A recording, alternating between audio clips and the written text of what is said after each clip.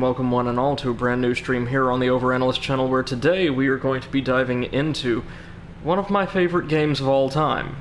For the first time in, like with Dark Souls 1, a couple years. It's not been many years like with that game, but still. Apologies for the slightly late start today. For whatever reason, the broadcasting suite on the PS4 was giving me issues. I had to restart the system, no idea why. Also, in that vein, please be aware that we might at any time have abrupt cuts in the stream or something like that, because my disc is a little finicky. It doesn't always do perfectly. Hold on. And so sometimes there are issues actually running the game on this console.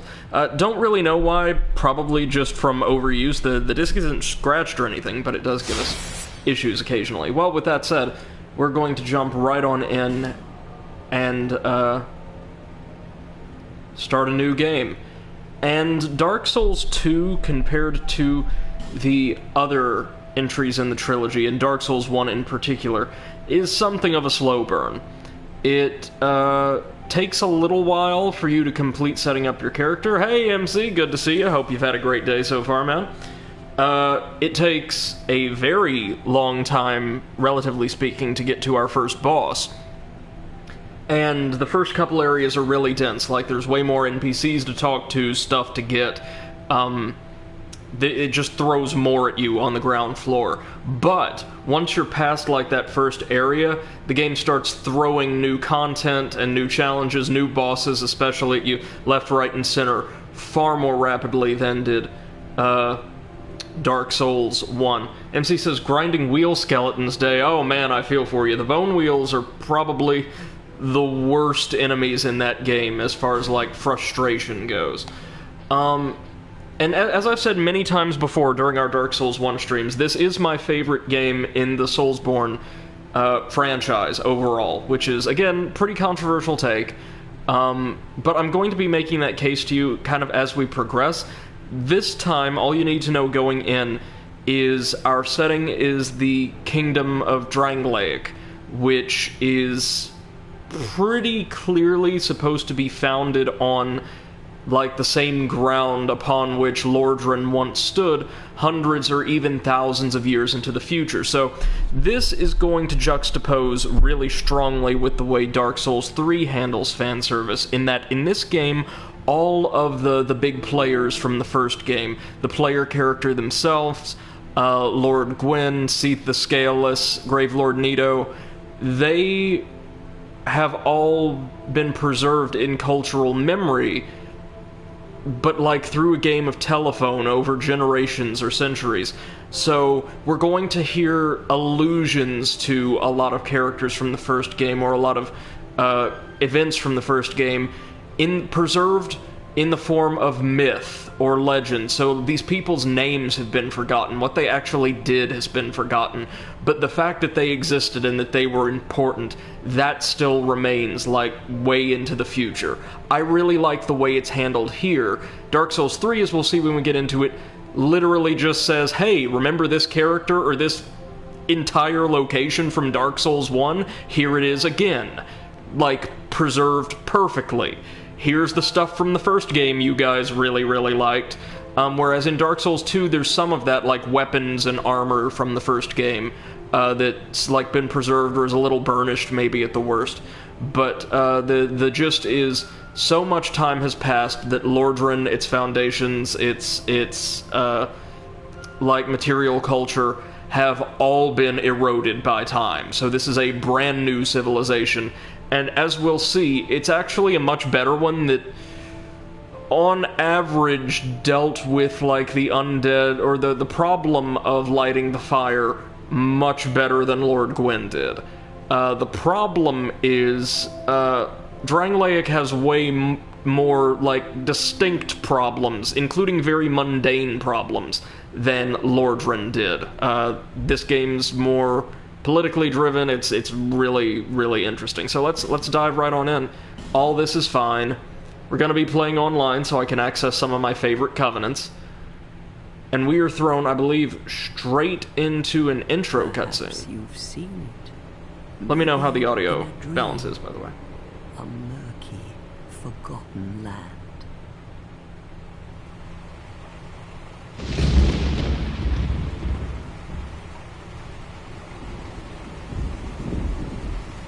This is a beautiful intro, by the way.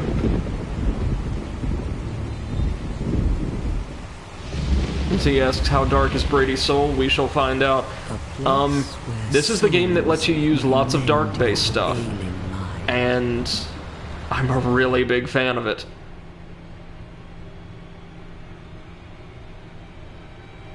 You will lose everything. Once branded. The symbol of the curse. An augur of darkness. Your past, that's the dark sign. That's what it actually looks like. Your very light.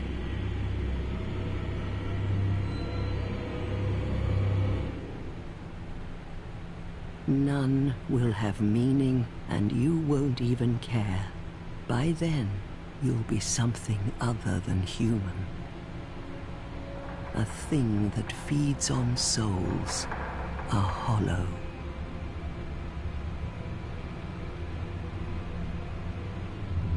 Long ago, in a walled-off land far to the north, a great king built a great kingdom. I believe they called it Drangleic. Perhaps you're familiar. No, how could you be? But one day, you will stand before its decrepit gate without really knowing why.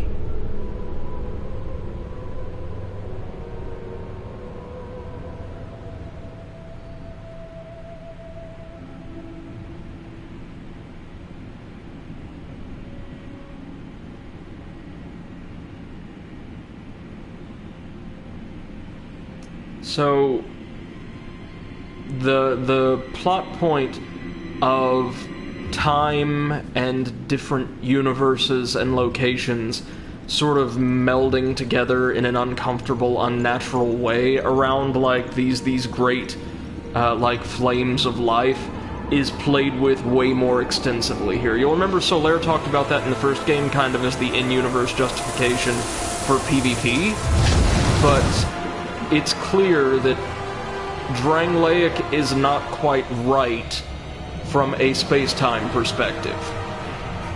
We are almost constantly going to be jumping, at least in implication again, or the way I read it, to different times and different places because the land has just been like a completely torn asunder. Your wings will burn in anguish. For instance, this is how you get there.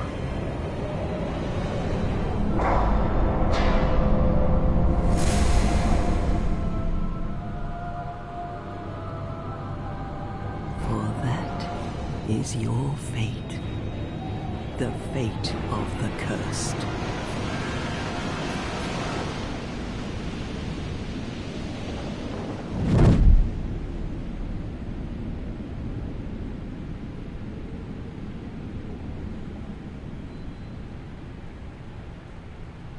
Yeah, so we get a bit less direction here to begin with. There's not, this series of vignettes of, like, the game's big bosses sort of showing them off or establishing Drangleic's actual history.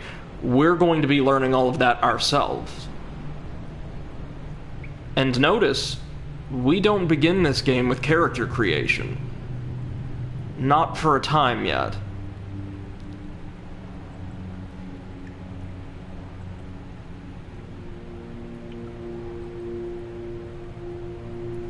One thing you'll notice in this game is the hollows. Look, MC says you were thrown into the game. Oh yeah, quite literally. Yeah, have fun. Exactly. So we start off here in a more ephemeral area than the the Undead Asylum. This is things betwixt. We'll only be coming back here once or twice to get, like, additional loot, but a few things I want to point out to you guys to begin with. First of all, UI's a bit different here. It looks just a little bit cleaner and cooler, in my opinion, but that's because just as there are plenty of relatively insufferable Dark Souls 1 fanboys out there, I'm a completely insufferable Dark Souls 2 fanboy. So we could see we somehow awoke on this, like, little dais on the very border of Drangleic. This in and of itself is, depending on your reading, not quite the normal world yet.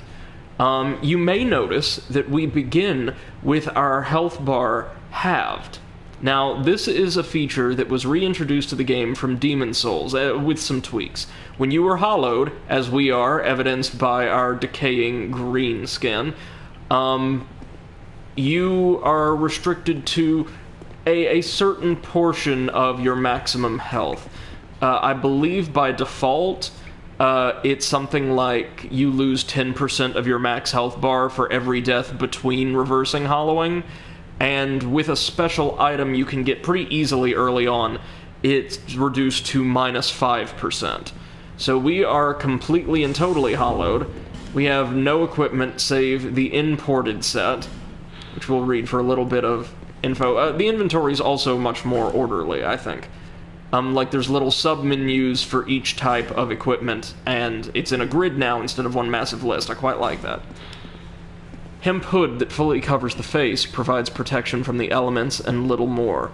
The cursed souls who wander the lands have a strange way of ending up here, as if drawn from afar by some force. Traveler's tunic won't provide much in the way of protection. Traveler's manchettes. Traveler's trousers. That's, is that it? Oh no, we do have the dark sign, which we never actually read the info for, I think, in the first game. And a cursed mark. The dark sign induces death, returning the player to the last bonfire rested at the cost of all souls held. Do what you must to gather the pieces, scraping them into some semblance of a whole, before the will to do so fades, i.e. before you hollow. We start with the black separation crystal once again, a symbol of farewells that has been passed down since time immemorial. The crystal sends phantoms back to their homes or sends you back to yours. Whether ending in hope or despair, encounters are valuable experiences. Beware fickle use of this item. We also have the Bone of Order. I remember this item. It says restores the link to other worlds, so maybe makes it easier to connect with other players. Online play item. Yeah, you'll be punished for fleeing from other worlds by disconnecting unjustly. Ah, yeah, that's right. There's a penalty for basically, I guess, rage quitting or, like, just disconnecting from matches in progress. However, this charm will disperse the ire directed at you, so ameliorate that sin. But sins are not easily buried, and there's no telling if you'll be let off so easily next time. Each encounter in life is a precious turn of fate, and fate will not be cheated. Yeah, so this game does have a bit more versatility in its PvP options, which is something I really, really like. It's cooperative options as well, if I recall. But it's just a bit more of a robust package all around. Now, we could head on to that nice little cottage up there to do some actual character creation. But what would be the fun in that? You can see there's these little rat things running all around just picking bones clean. They're not much of a threat right now. Just a note, for those who aren't aware, we are playing the Scholar of the First Sin edition, which grants, or no, it's like a complete, like, encounter design overhaul. I think things like item placements and the nature of specific combat encounters is changed up pretty extensively. There's a lot of brand new content added to the game, and all 3 DLC are included as well. So before we do character creation, why don't we see what this little trail has in store?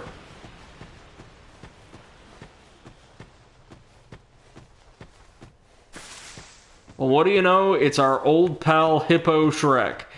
And I think he's guarding an item. He was in the original. I'll tell you right now, there's practically no way I'm beating Hippo Shrek in direct combat. So what we want to do is see... Yeah, he is guarding an item. See that? go in, get the resin, and run.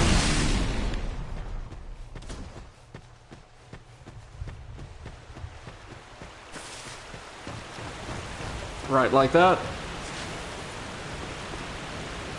Those guys are like occasional threats later on in the game, but there really aren't too many of them. What we got there was our good old gold pine resin. I think in the original game it was a ring or something, I could be wrong. A rare pine resin with a golden glint applies lightning to your right-hand weapon. The affected weapon inflicts lightning damage for a short time, particularly effective against foes who are resistant to magic and fire. In other words, anything vaguely draconic or like otherworldly. But, this wonderful, wonderful game introduces a new damage type that's very effective against most things. But for now, let's get a bit more plot. There is quite a bit of plot that we get dumped on us, or at least direction early on. What seems to be These are the Fire Keepers. Like, with one exception, these are all of the Fire Keepers in the game. The face of the curse. It's an undead. An undead has come to play. They all end up here. All the ones like you. You spoke to that kind old dear, didn't you? Yeah, we were sent here by one of the Fire Keepers, the one we saw in the intro, who lived beyond the bounds of Drangleic. You'll go hollow. Yes, you'll become one of them. Hollows prey upon men, feast upon their souls.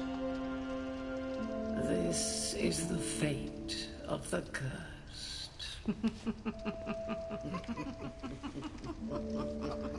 They're, not quite as friendly or encouraging as Oscar from the first game, but now we get to actually create our character bit by bit. So we'll just throw in a name. There we go. I quite like that one. At least you know your own name. Here's your reward for sharing. It's a human. I love these things.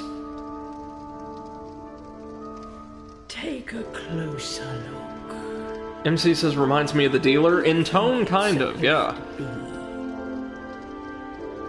MC says, Sept, I like the dealer. Yeah, these... To your past. They're not necessarily antagonistic. They're just not very hopeful. Because they've been here a long time and seen scores and scores of people try to, like, accomplish great things in Drangleic and fail. So they're quite jaded. Human effigies are really cool in that they replace humanity from the first game, and now instead of just offering like a weird ephemeral mote to a fire to reverse your hollowing, you are like burning a small facsimile of yourself. You are imbuing yourself with the flame of life in effigy to restore your humanity. I think that's pretty cool. Now here, we get to check out the somewhat revamped starting class system. If you recall, in Dark Souls 1, all of the starting classes really just changed up your beginning stats level, like what soul level you begin at, and your arms and armor. In this game, different classes also begin with different items, aside from the gift. So, let's just go through them real quick. You can begin as the Deprived, which has absolutely nothing this time. No club, no plank shield. It's great if you want a really, really wide margin for creativity, like with an original build, but it's also like really tough, so no thank you. We have the Warrior, which is your basic like fighter class, very fundamental, high strength and dexterity, so they can use most weapons early game. Problem is, if you notice, they don't exactly start with a full sword. It's like half of a rusted, broken sword, and as cool as their armor looks, I do really like that style. Their shield, which is also quite beautiful, does not do a fantastic job of blocking damage. The knight, on the other hand, doesn't have to worry about this quite as much because they've got slightly heavier armor, although no shield, but a much more effective broadsword. The broadsword's actually a really good baseline weapon. We'll go back to swordsman last, because that's the class we're going to be using. Hold on, did either of these start with anything? No, they just start with like a baseline healing item. The explorer's really interesting. They have some pretty unique armor that I think has a couple special effects, and like a little knife to begin with.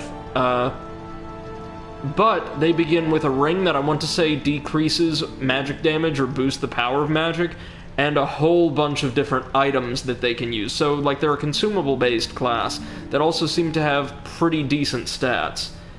MC says, I have a flaming broadsword in Dark Souls, swapped it with the Drake sword recently. Oh, the Drake sword is fantastic. But broadswords are very versatile, definitely. So our cleric is largely the same as they were in the first game, not too much different here, except we've got slightly more standard-looking robes. The cleric is pretty cool, actually. They've got this absolutely gorgeous vestment. It's just part of a much larger set. They begin with a mace, and what took the place of talismans in this game, a holy chime. I really like the design of a lot of the chimes we're going to be seeing. And they were one aspect of this game that actually did make it into Dark Souls 3. Another problem I have with the way Dark Souls progresses as a trilogy is almost everything introduced in Dark Souls 2 in terms of lore, in terms of mechanics, items, all that, is kind of just thrown in the trash in favor of oodles and oodles of Dark Souls 1 fan service, which, not a very good look. The bandit has this great Mad Max looking armor. I love that headgear. Just looks like a colander with a blindfold. Really high dex, actually. They begin with a ranged option and a hand axe that's actually really solid. But we are going to be playing as the swordsman. If you notice, that armor looks almost identical. MC says no thief. This, I believe, is actually the closest you can get. We have two swords to begin with. I believe a short sword and a scimitar, and both of them begin upgraded to +1, which is pretty good. We don't have much health, though. We're going to want to work on that and keep buffing that dex and intelligence. I'm going to try to play the game pretty similarly to how we did the first one, but let's take a look at what we have as far as gifts go. We have the life ring, which slightly increases your HP. That's fine. A human effigy, if we expect to die a lot, and hopefully we won't early on. Some basic healing items, and like some moss that should cure poison. A homeward bone. One of my favorite items in the game. A seed grown from the tree of giants, or a tree of giants. This, when consumed, you can get one every so often in the game itself, will cause all hostile NPCs in the environment, so all the enemies, to also perceive any invaders in your world as hostile, effectively turning on red phantoms unexpectedly. It's a great way to change up the PvP. I've had these used on me, I've used them on other people. Always a fun time, always a really fun time. The bonfire aesthetic does something really special we'll talk about later, and the petrified something just can be traded pretty early on for one of a variety of pretty decent items. So I'm actually tempted to go life ring to start with, because we do not begin with a lot of HP. That's good.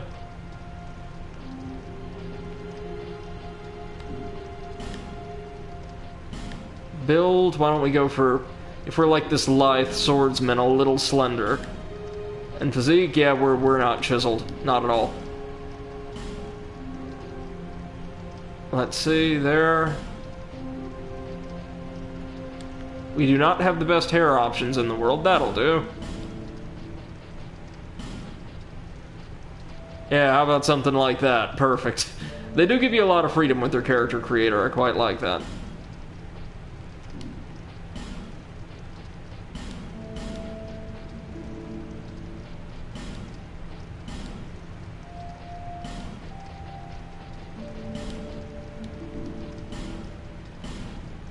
no, hold on.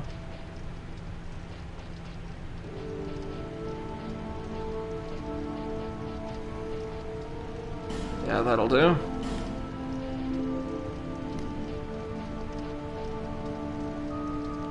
Alright, that's fine, that'll do us. You can, of course, tweak every little feature of your character's face to your liking in the advanced settings menu, but trust me, we're not going to be seeing much of this guy's face when he's not like a really gross zombie, so onward. All people come here for the same reason. To break the curse. MC says no heterochromia, I see. Not in... well, maybe not? Maybe that's in the advanced settings somewhere? I feel like it's a thing in Dark Souls 3, maybe? Well, you never know.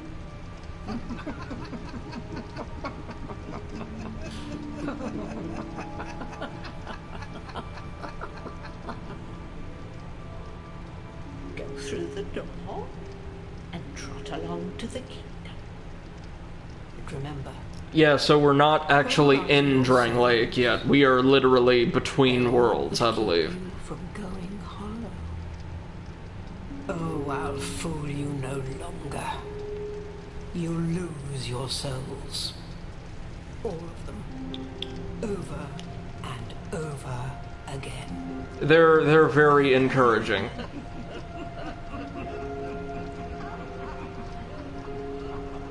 You can come back to them later in the game to get a really interesting, kind of silly weapon. We will definitely be doing that.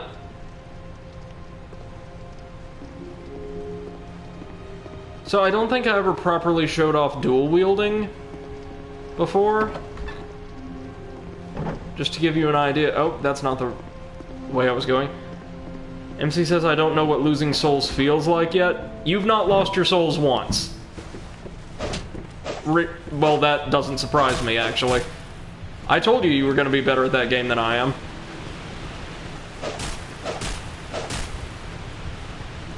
Been lucky enough to recover. Well, good stuff, man. As you can see, all weapons have slightly different movesets now. For instance, we no longer just swing our scimitar around really wildly side to side. That first attack's pretty wide, but instead of just cutting back to the right, we've got a little vertical slash there. And we can hold down the triangle button, or the dual wield button, to dual wield the weapon in our left hand. If that's something you're inclined to do. I quite like curved swords in this game. They're really, really good. And speaking of, let's take a look at our new gear.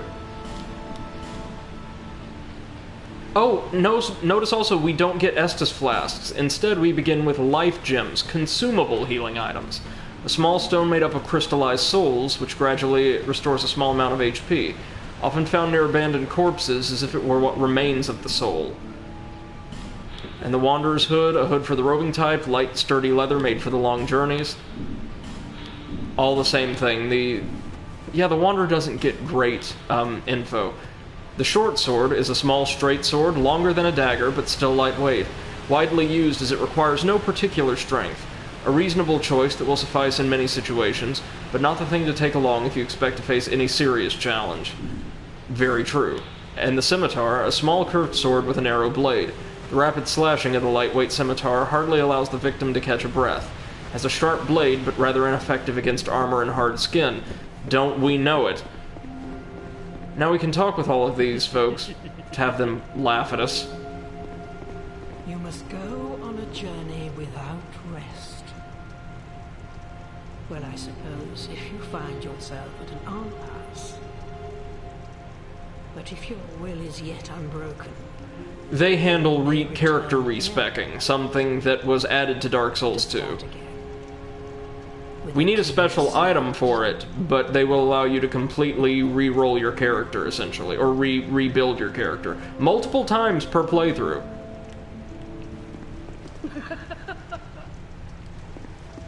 This is a limbo. A link between Drangleic and the outer world. Specifically, she's the one with the special weapon we can come back for. I know that you must have a story. MC says, I had a Dark Souls question. Sometimes I see a yellow-colored effect going toward the character, like the soul gathering effect. So, I don't know...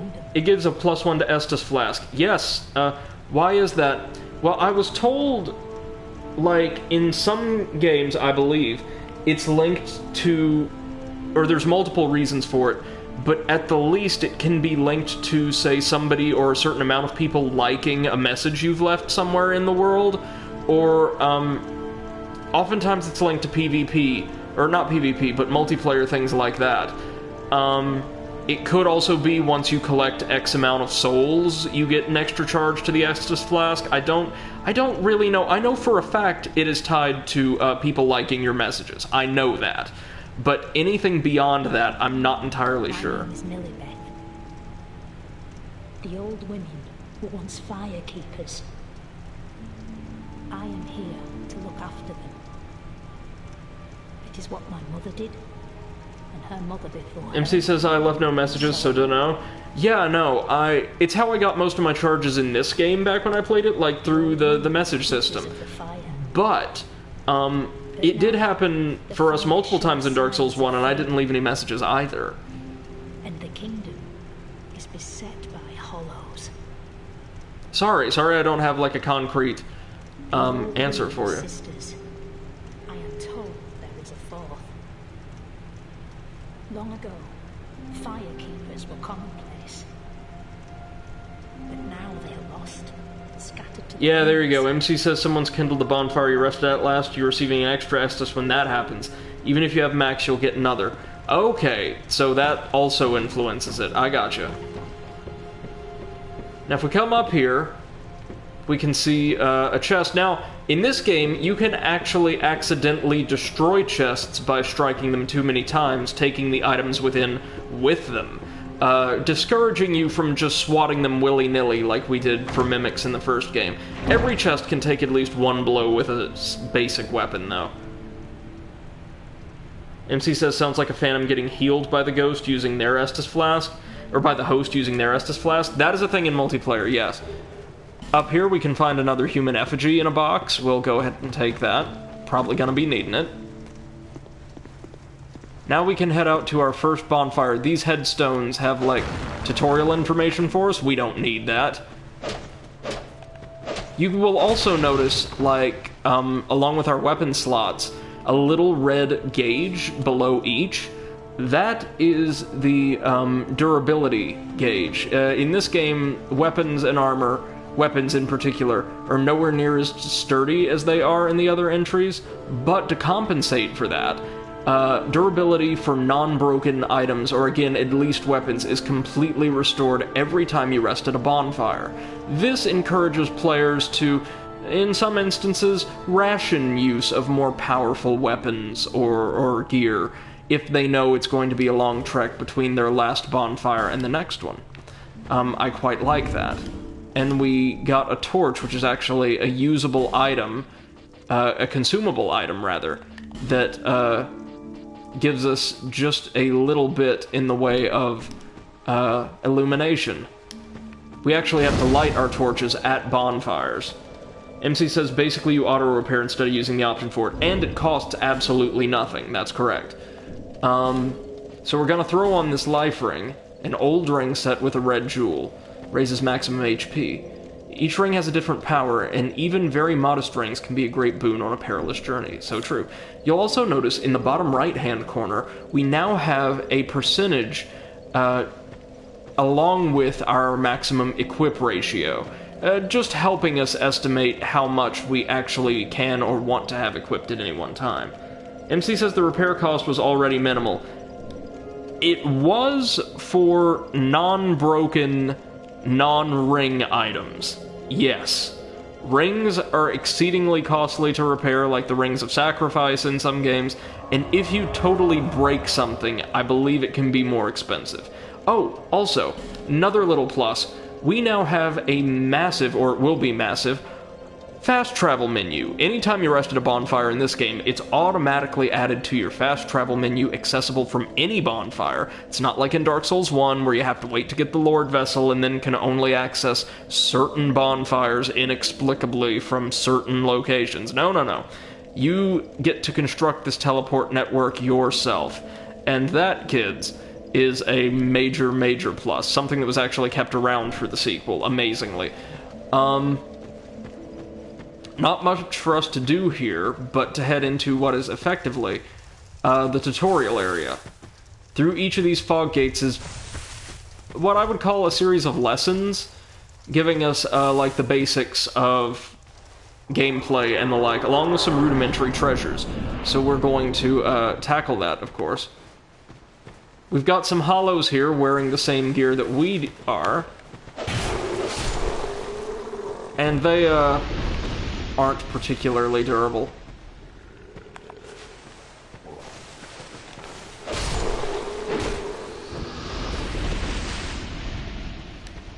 Things just seem to flow a little bit better as well, but hold on a moment. I see sconces. This tells old Brady that we ought to light that torch. It may consume it, sure, but trust me, we'll get plenty of these. Yeah, we have 5 minutes worth of torch power.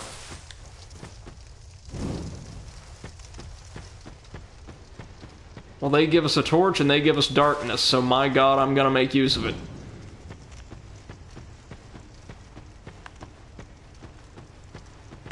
Oh, hello.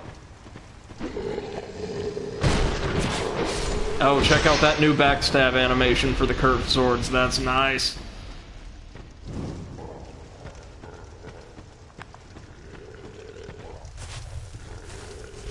This is supposed to be a backstab tutorial, I think.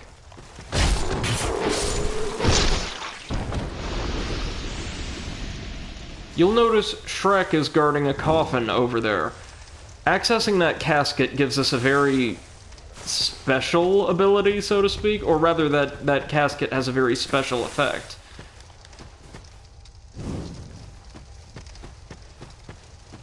Not particularly useful for gameplay, but cool for character, nonetheless.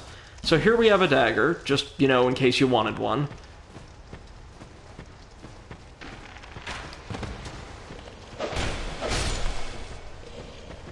This game also has way more equipment and gives it to you way more readily than the first one did, broadly speaking.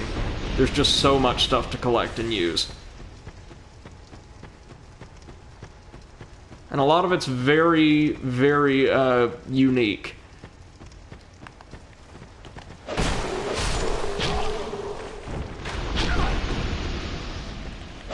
Oh, that one's aren't. MC says, this is something that I find generally silly.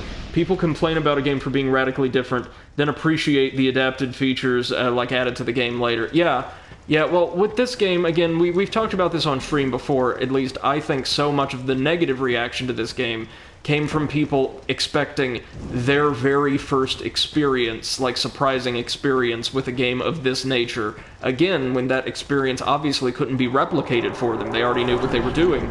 And also, people just... I hate to say it, but kind of overreacting to the fact that this game had a different director and, like, creative lead, even though the original director did provide extensive support. So here are characters, or a character, we could have met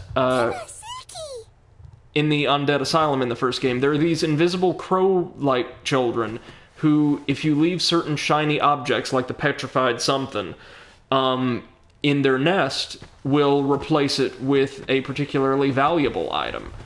Or a potentially valuable item, at the least. They'll take like 4 or 5 different types of items in this game, and they can give you some really cool stuff, including, I believe, the Asylum Demon's Hammer from the first game, as well as a Channeler's Trident. MC says experimental is generally shunned in sequels. Unfortunately, yeah, sometimes. I mean, it's got to be done properly, but I think experimentation can be really good for certain franchises. As Nintendo has discovered this console generation.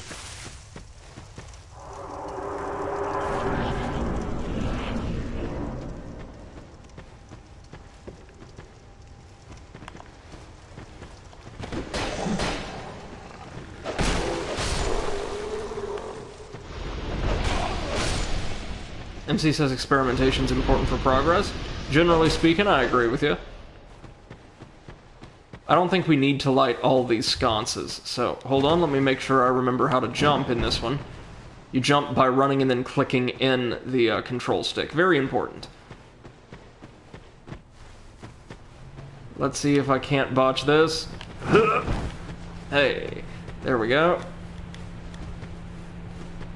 What do we have over here? Amber herbs. What do these do again? Slightly restores your spell uses, that's right. An annual herb with an amber color so deep it gives the impression of luminescence. Restores a small number of spell uses. It's the mistaken belief of many that the flowers of this herb do not blossom. However, small white flowers do blossom during dusk when the moon is visible. Also, is there anything, like, remotely interesting to say about the dagger? Standard dagger has only modest attack and short reach, but can be jabbed in rapid succession with a powerful critical attack. This is a potent weapon in the hands of the capable. Yep, it is a really solid backstab and riposte weapon. As are more or less all daggers, I believe. Kind of appealing to the legerdemain class. Oh, and now you can hold down the sprint button and consume energy to ascend or descend ladders more quickly than usual, which is a very nice little quality of life upgrade. Here, have a plunging attack.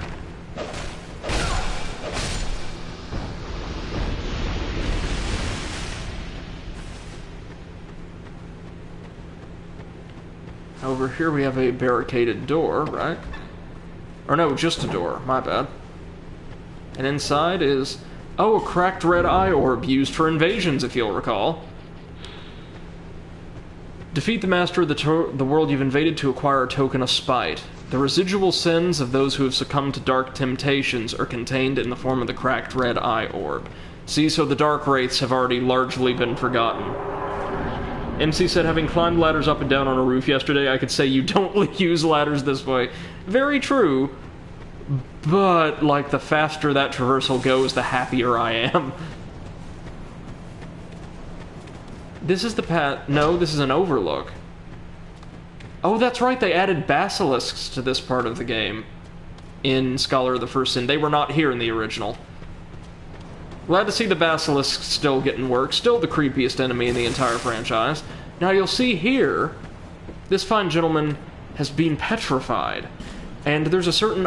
he was not here in the original either, for the record. There's a certain item we'll need to bring back with us to restore him to life. There are many petrified characters and creatures in the game that we'll need to use those certain, basically keystone items on. No illusion here. Nice try. Are you ready to see the hub for Dark Souls 2? So Firelink Shrine is classic, I get that. But guys, the hub for this game is so gorgeous, so beautiful, so peaceful. Welcome to Drangleic, friends. Welcome. What an introduction to Majula.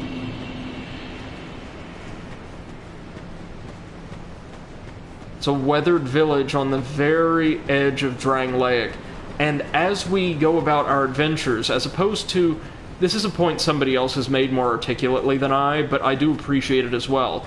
Instead of, like, scraping together the last remnants of humanity for no real reason, like in Firelink Shrine, we slowly kind of bring this place back to some semblance of life.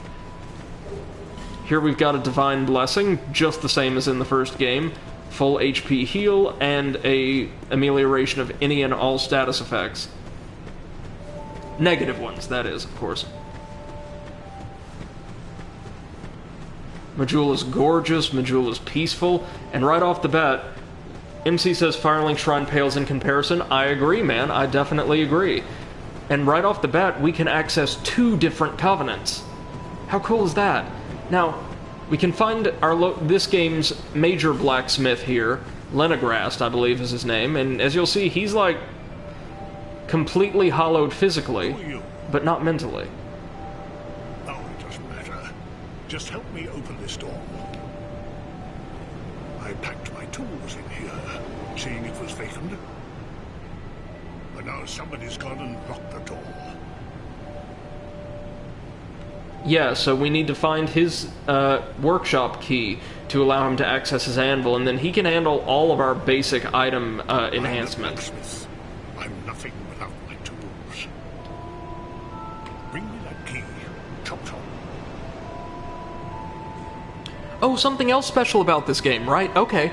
So, just about every merchant in the game, barring a few, if you spend enough souls on their wares, will give you special, like, little items as rewards if you talk to them, or like as gifts. I'm a blacksmith. Bring me that key. I don't know if he's one of those or not, but oh, what's this? Soul of a Nameless Soldier and some more life gems. That's very good. Because the Estus Flask works in a really cool way in this game. I actually love this. First off, I appreciate having consumable non-Estus healing items, like as a little, you know, a little, like, rainy day cash. God, Majula's gorgeous. Beautiful music, beautiful scenery. Like, see, unlike Lordran, Drangleic feels like a kingdom on the brink, not a world that's already fallen. And this is going to be our main ally through the, like, actual storyline. The Emerald Herald, the Firekeeper here. Are you the next monarch? Or merely a pawn of fate? Bearer of the curse, I will remain by your side till this frail hope shatters. Take this with you. May it ease your journey. Oh, here it comes. Yes! We get an Estus Flask. See the king. He who made Drangleic what it once was. He who peered at the essence of the soul. King Vendrick. You may level up by the power of the Emerald Herald. Yep, so now we have to talk to her whenever we want to level up. This would be somewhat burdensome were it not for that fast travel system being automatically unlocked. Also, our Estus Flask, as you notice, has only one charge. This is because instead of kindling bonfires and managing how many charges you have at each, which is it's okay, you are encouraged to explore every nook and cranny of the world to find shards of Estus Flasks that the Emerald Herald can then reforge into additional charges for your flask, meaning you can get well over 10 flasks permanently about midway through the game, I would say. It's a really cool system, and I like the idea of developing your flask, upgrading it, and keeping those charges with you wherever you go. It's just much better, I think. And having to start with only one charge and rely more extensively on these slightly inferior consumable items. That's just great design. A green glass bottle of unknown make. Fill it with Estus at a bonfire and drink from it to restore HP. The nature of the link between the Estus flasks and the bonfires that illuminate the world of the undead is entirely unknown. But that is a little concern, for any undead knows the value of these precious flasks. So of course we're going to equip that. And King Vendrick, for the record, who we have to track down, is a much better king than Gwen was. He seems, by all accounts, to be not perfect, but a legitimately good guy. Like the fandom likes him, generally speaking.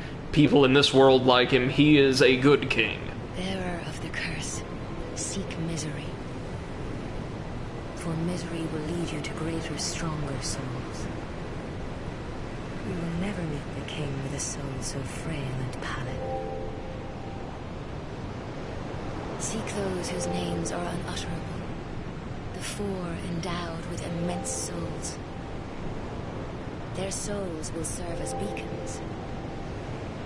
Once you have found them, return. Yeah, so we have to find not exactly the Lord souls, but 4 creatures that have effectively inherited after generations the power once borne by Gwen and the other lords. Take their souls and use them somehow to seek an audience with the king. This is our direction. This is what she says every time. Yeah. Over the hill and past the forest is the king's castle, where a man peered straight into the essence of the soul.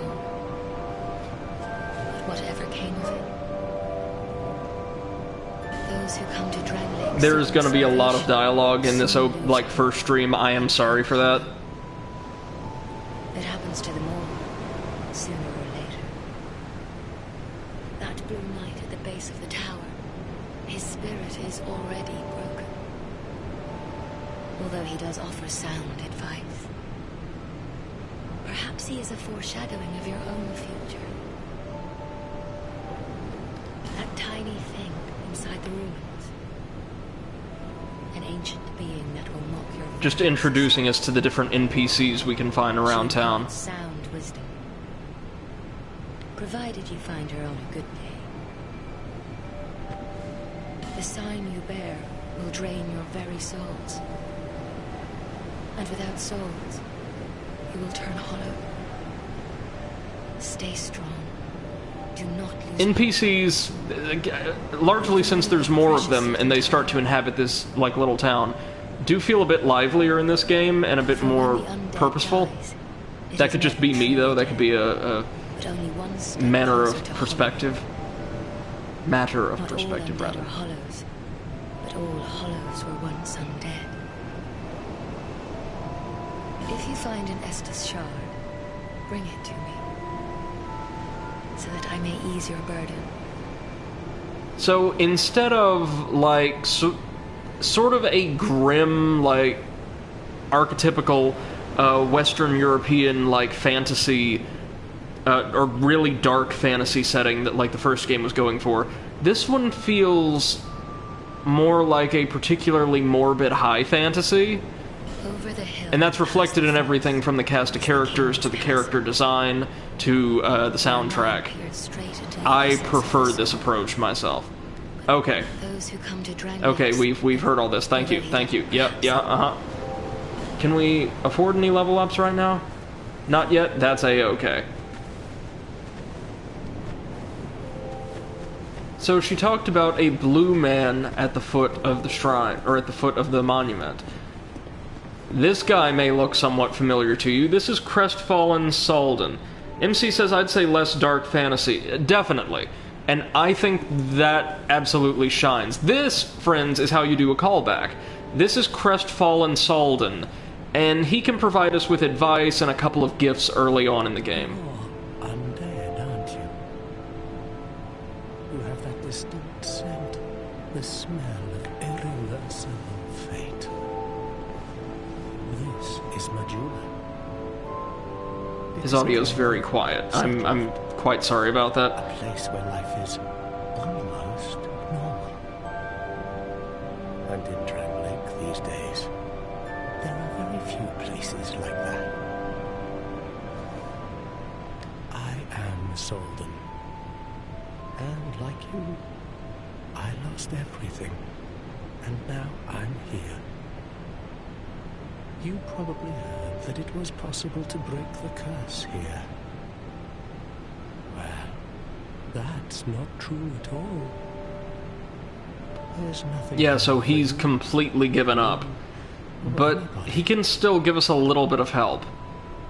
Do you know much about souls?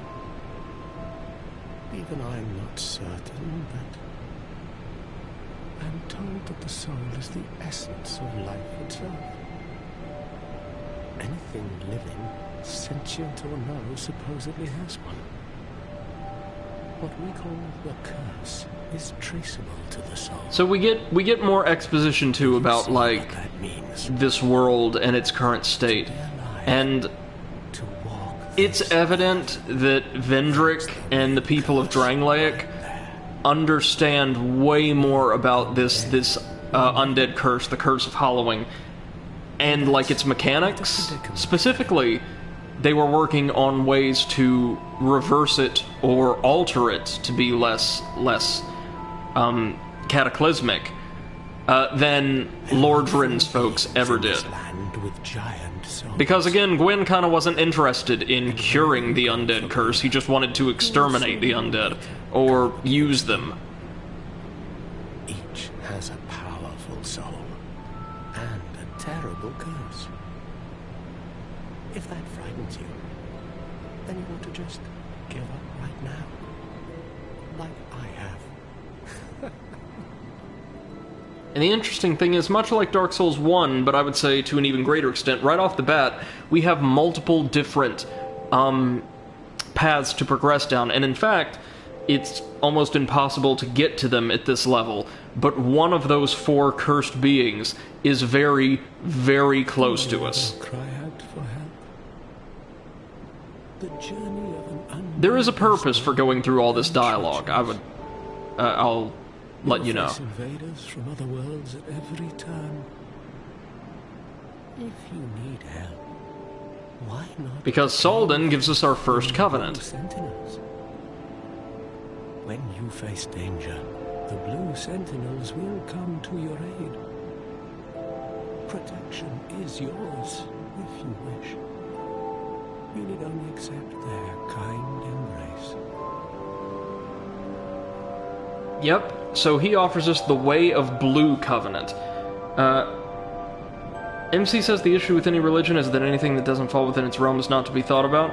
Well, in Gwyn's case, he wasn't leading a religion so much as he was leading a kingdom. So his decisions were meant to be understood in a purely political context. They had a religion or multiple religions associated with the fire and the light, but they had less to do with ostracization than Gwyn's decision, as we'll see in Dark Souls 3, that humanity, to a certain extent, and especially the darkness and all things wrought of it, were just really icky. So the Way of Blue is the basic covenant for beginning players. It's a nice PvE covenant that increases the likelihood that when you are invaded, you will be able to summon in, or the game will automatically summon in, the Blue Sentinels, as he mentioned. Basically mechanical successors to the Blades of the Dark Moon, benevolent players that travel to invaded worlds and help, like, stave off hostile Red Phantom invaders. So the Way of Blue's a really solid beginning covenant. It doesn't have much else to offer, that aside, though. But, again, there is no penalty in this game, I believe, for leaving covenants. You don't lose ranks or prestige or anything like that. You can just swap between them if you like. And I'll show you how in a minute. So we join his covenant, and we earn a ring, the Blue Seal. And as you can see in the upper left-hand corner, that blank spot on our UI next to our health and stamina bars has now been replaced with the Covenant's insignia, which I think is a really cool touch. And that insignia actually looks different depending on how hollowed you are. It'll look more and more weathered, for instance. Are weak, but the Blue Sentinels watch over us in their benevolence. Let the Sentinels cradle you in their embrace. Do you feel lonely here? It suits me just fine, as I've nothing left anyway. It will grow on you, this place. I think we can come back to see him one more time for additional stuff later. We can learn a gesture from him. Do you see the way beyond the bonfire? That will take you to the forest of the giants. There was once a great fort. Little of it remains. You may just find something there that will be of use on your journey. And that is in fact where we're headed first. Far inside, or you might not come back. Hade's Tower of Flame lies beyond the far gate.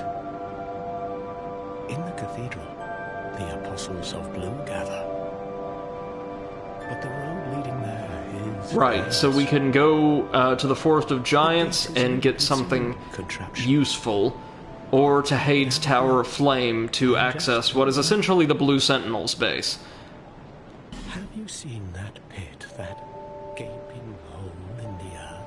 You can just barely see it past the tents there. I don't know what it's like down below, but I wouldn't suggest trying to find out. Besides, you'll never make it down there.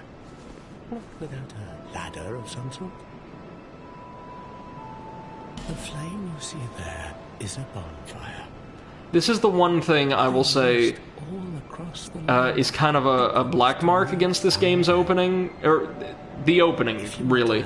Try resting. There's just so much dialogue if you want to get everything. There is a lot of dialogue, and I appreciate that they actually give you more concrete information about this world you're in, but it feels like a lot.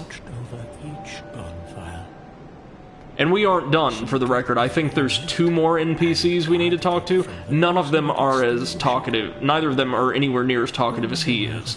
Keep this way. Did you notice any letters on the ground on the way here? He's intended to offer like a lot of advice to new players, so that's intentional. Fissures between worlds. And again, I think he is a cool callback character. It's not just straight up in your face. It's not something that they lean on really heavily. He's just here to help out a little bit, just like he was in the first game. Except this one I don't believe ever goes hollow. Inner thoughts. If your will to soldier on falters, try leaving a message. Somebody out there is sure to listen. Okay. Find peace on your journey. Whew. Now, along with that covenant, we got its ring. Every covenant in the game, all 9 of them I believe, have unique rings that give you additional benefits or allow special types of, say, multiplayer interaction. MC says the trick to not becoming hollow is to give up, it seems. Actually, like, in-universe, like, Salden's a weird example. Like, he almost defies the trend. Because, in-universe, maintaining one's goals, one's ambitions, and kind of one's will is, like, part and parcel of avoiding hollowing. Yeah, that's weird, now that I think about it. So the blue seal is the Way of Blue's ring. It slightly increases our HP yet again, so coupling with the life ring, that's a nice little boost we get. The Way of Blue is not a developed religion. It's a humble prayer that spread naturally amongst those seeking help. When apostles of blue are invaded by dark spirits, they can receive assistance from masters of other worlds. MC says maybe his goal or persona is one of giving up. That, or like he's perfectly content with just helping others. A little bit. That's enough for him. Hey, check it out. There's a running tally on this monument of all the deaths players have accrued online since the game went live. Jesus, look at that. If I'm reading that correctly, that is 314,126,491 deaths. We're gonna add about 3 million of that, or to that, ourselves. And now we're free maybe to do a little bit of treasure hunting before we carry on? No, there's gonna be more NPCs. Two more, and then we're free. First things first, though. Since I'm not a huge dual wielder and I want to be as light as possible, we're gonna unequip that short sword for now. And we're gonna head over to get our second covenant. This one, this would be MC's favorite covenant, I can promise you that. This thing is the Victor's Stone, and it allows you to join the, set you on an arduous path. Okay to join this covenant? Hold on, I want to check something real quick to make sure this is not irreversible, because this covenant, in exchange for increased rewards, makes the game a good deal harder.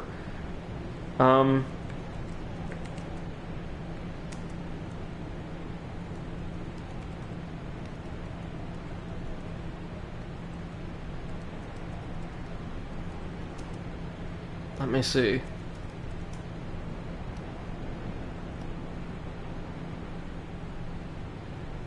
One moment, sorry, just reading this.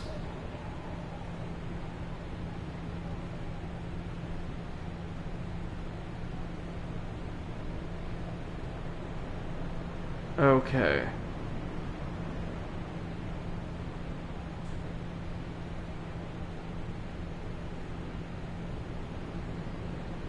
Sorry, I have...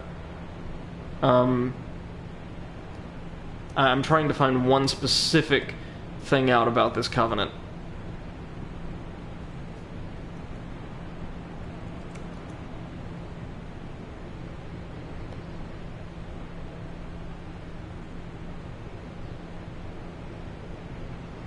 Okay. Okay, good. Alright. MC says, yeah, I'd go for that. Definitely, yeah, this sounds right up your alley. We're going to join it briefly just for the ring. Are we prepared to join the Covenant? Sure. Yeah, abandon the Company of Champions. So for every boss or certain other challenges you complete while you have the Champions Covenant active, you'll earn an Awe Stone that you can offer here in exchange for Covenant devotion.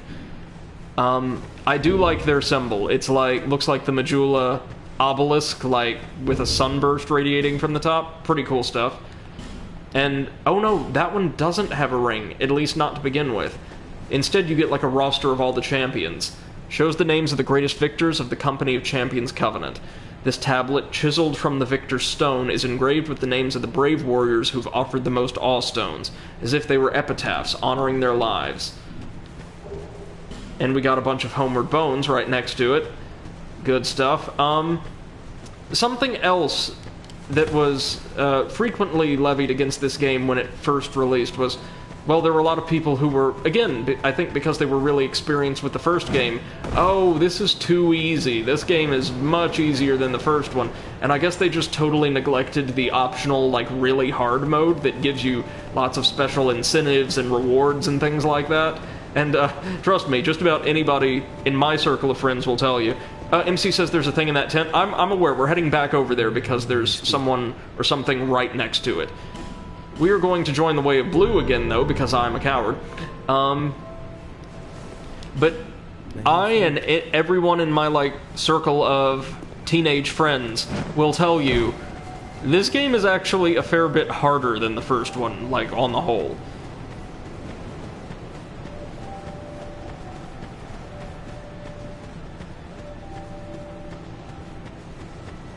Yes, this, once we roll our way on in, just has a life gem, but handy nonetheless. So this nice little pit, one of the 4 cursed, like, Lord Soul Bearers is down there. And it's usually the one I save for last. First things first, we're going to speak to a very special character here, one of my favorite characters. Undead, are we? And one without much time remaining. This is Sweet Shalqua. Just about ready to fall apart, I'd say. Not exactly the time to be chatting with a cat. Well, she offers certain services pertaining to Covenant service. Oh, yes. A handful... Enchanté. She's amazing. She offers a variety of pretty special accessories like rings and I think a couple pieces of armor later in the game. And she gives you plenty of backstory on each of the 4, like, cursed. Yeah, she allows you to check your Covenant ranks. Each of the 4, like, Lord Soul inheritors. Right now, though, she offers a bunch of rings that are way out of our price range, as well as a few consumables. These little prism stones, I think, can be traded to Sparkly and Twinkly, the crow children in Things Betwixt, but other than that, she doesn't have anything for us. This place is already dead. Everything will crumble and waste away so that something new may be born. Isn't it wonderful? We're not going to get all of her dialogue here because there's a lot of it, and we will be coming back to her many times. We receive only the most peculiar visitors. Folk like yourself. It's enough to keep even a cat amused. Are you going to see the old ones? Those 4 who have grown so incredibly ancient. They must have sprouted quite a thick coat of moss by now. For heaven's sake, no one even knows their names anymore. Imagine that. Yes, nothing like yourself. For you have a most pleasant scent.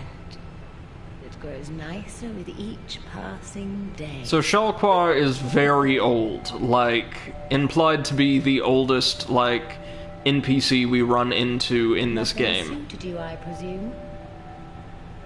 Well, that's dismaying. And it's never made exactly clear what she is, but she's powerful, exceedingly so. Now it's time to meet probably my favorite character in Majula, the armor merchant, Mochlin. Hello there. He has a gorgeous set of armor himself. I'm Morlin, and I sell armor. Oh, sorry, Please do have a look at my wares. I could really use the business. If you'd be so kind. I came from the west, from Volgan. Have you been there? It's a lively place. So he's going to offer a few pretty solid baseline armor sets at the beginning of the game, and the more you sell, and the more like bosses you defeat in areas you complete, the more expansive and impressive his stock will get. He sells a crap load of really great armor as the game goes on. Armor, a lot of it you can't get anywhere else. Everything's all run down and dying. It's terrible for business, really. And he's a pretty nice guy. The blue sentinels have gained much power in Volgan. You can't even run a shop without their blessing. They claim to be working for the greater good. Oh, it's absolute hogwash.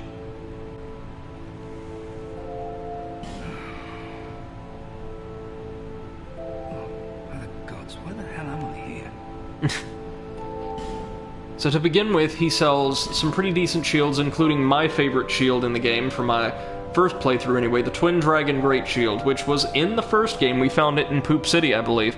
Absorbs 95% of all incoming physical damage, but is also, like, possessed of great poise. And in terms of armor sets, he offers quite a few, including the Falconer armor that I want to try and get pretty soon, because it's pretty good stuff. Well, I do hope I see you again. MC says, reminds me of a character I made. Want to do a bit of backstory disclosure? Yes, go right ahead, man. We can climb up here into this little upstairs room, and now that we know this chest is not rigged, we can uncover our very first Titanite shard. It's like meeting an old friend again after a long time.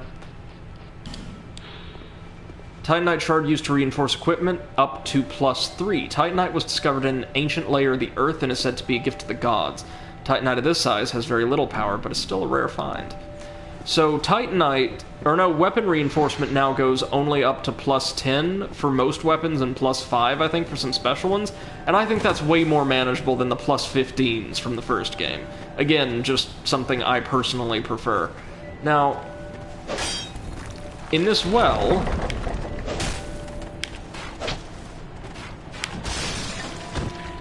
oh yeah, and now instead of that weird little, like, backflip move, if we flick forward and we've got piglets from hell. These things actually pack quite a punch, believe it or not, and are relatively hard to hit. Like so. I think they're here kind of as like a joke encounter more than anything else. Because many a player has gotten totally messed up by these guys.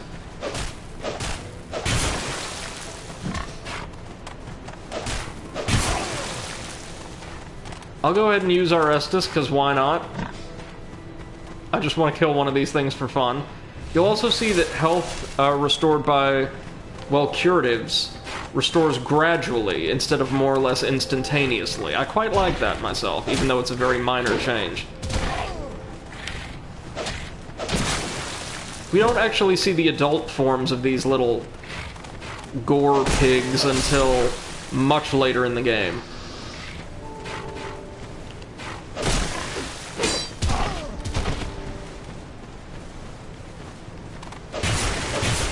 But I was going to say, instead of our little backflip, we now have,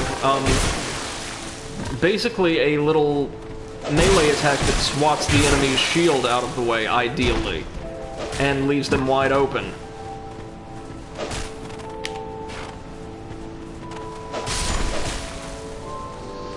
I'm killing these little piglets at this point largely just to preserve my honor.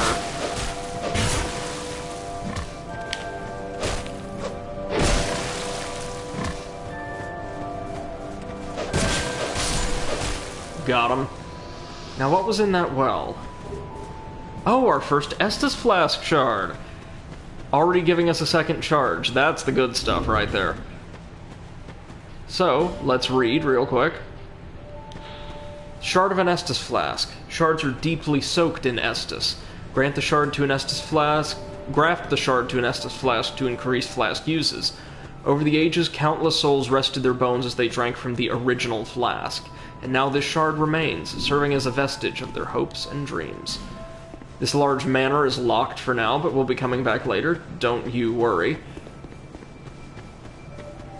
Let's sit a spell over at the bonfire really quick. And actually, let's go ahead and crush these souls we got, just to see if we can gain a level or two. Probably just the one for now, but that'll do. I want to start, obviously, by buffing our dexterity as much as we can. Oh, welcome to the Far Fire. We're going to be here a lot. And, then work on stamina, just like we did in the first game, you know? If it ain't broke, right? Here, let me see it, so that I may help you to see light, to see hope, however faint it might be. This game's also quite different in that, unlike Dark Souls 1, most of the NPCs we meet are genuinely friendly and well-intentioned, and aren't constantly scheming and plotting to potentially kill us at some point. That is most. Do we get 2 levels out of this? Yeah. So there's a couple new stats, don't worry, most of them don't really matter. I'm thinking... Oh, we've got to get that vitality up, but we also need to get our vigor up. Our starting health is kind of pathetic, so what I'm thinking we're going to do is start off by dropping a couple more points into...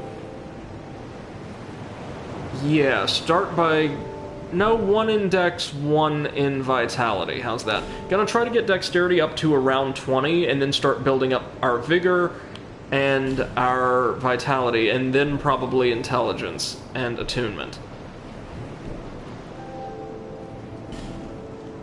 Yeah.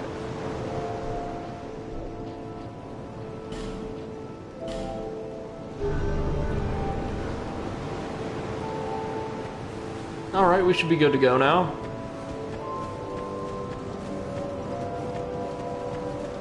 Time to head to the Forest of Giants, if I remember the way there. Oh gosh. I think it's in here?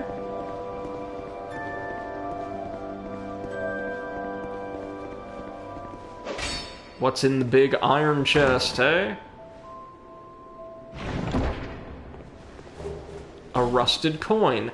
Just something you can crush to boost your luck temporarily, I think, like item drop chance.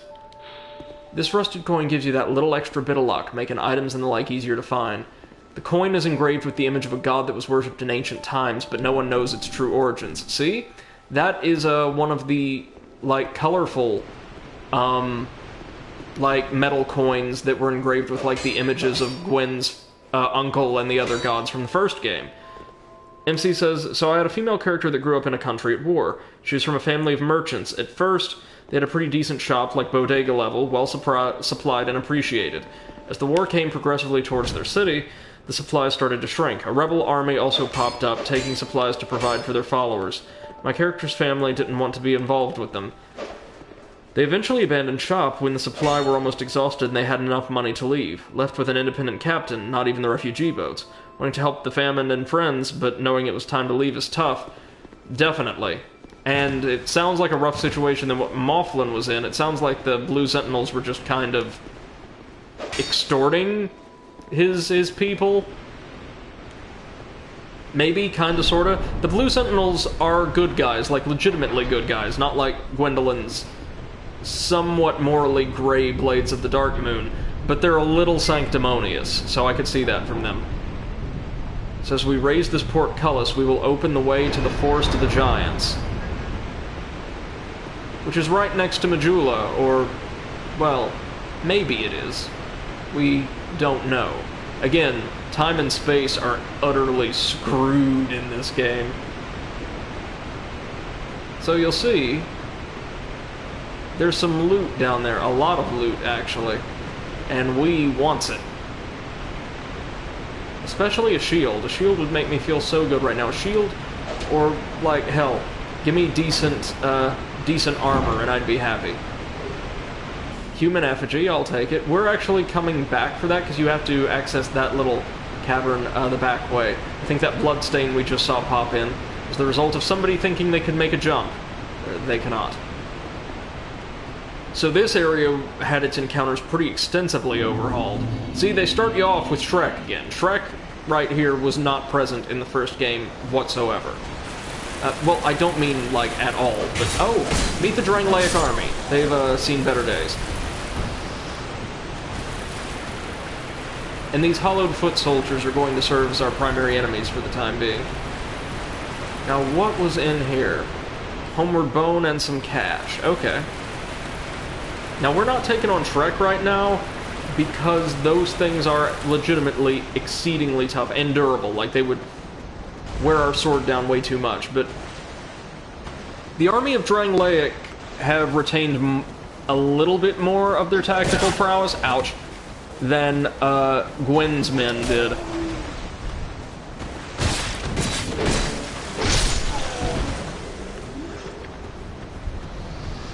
They've also got much better armor. Like, yeah, it's kind of moldy, but at least it's all there. And see, look, they're nice enough to give you a bonfire right out the gate that we will be getting to shortly.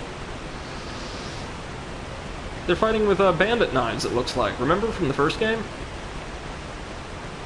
I don't think theirs inflict bleed, though. Yeah, so in this little grove, you've got a bonfire right off the bat. And God, can we take a minute to appreciate how beautiful this fortress is? Oh, Jesus. But seriously, how beautiful, how colorful. It's, on the whole, I would say a more vivid game than Dark Souls 1. That is a controversial opinion, really. But I would say this is a far more visually diverse and, like, attractive experience. Which isn't like to down Dark Souls 1. It was absolutely gorgeous.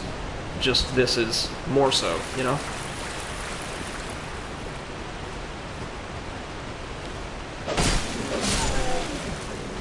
Fortunately, they're just wearing, I think, padded cloth, not even padded leather, so this scimitar can cut through them right quick.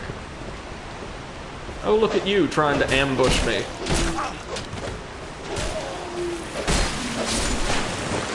And you will find variants of these guys armed with all manner of equipment.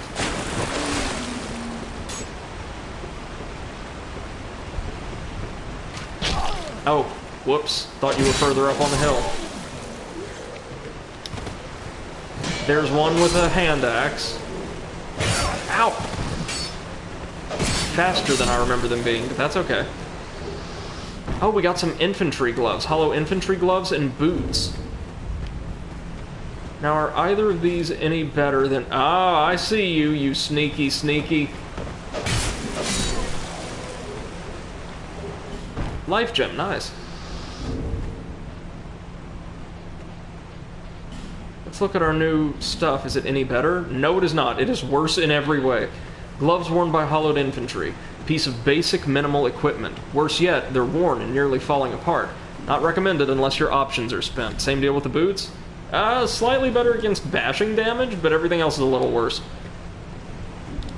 Yeah, that's a shame, because I actually think for really worn armor, theirs doesn't look terrible. Remember, these were like conscripted foot soldiers, too, not the high-ranking soldiers.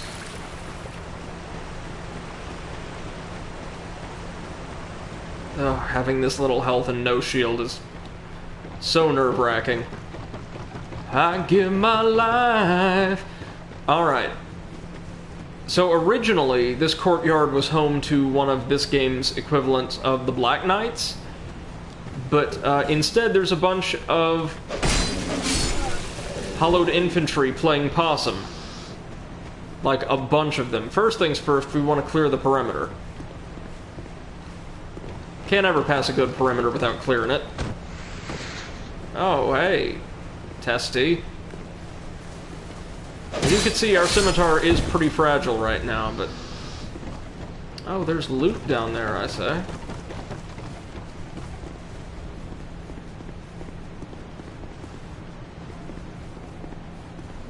See that guy over there in the slightly more ornate-looking armor? That is part of the proper royal infantry, not just the conscripts. Those are, like, part of Drangleic's professional army. Also got really cool-looking armor. I love the diamond-shaped helms.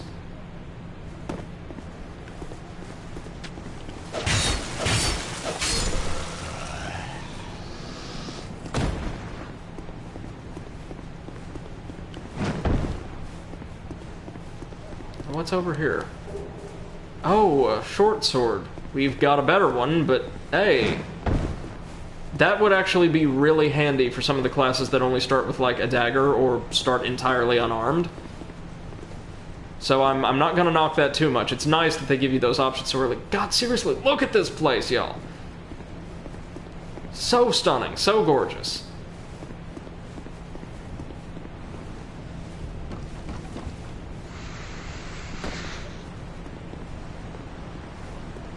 I do see the loot there, but we're not going to go for it quite yet. Going to play it safe for now. Come on, wakey wakey.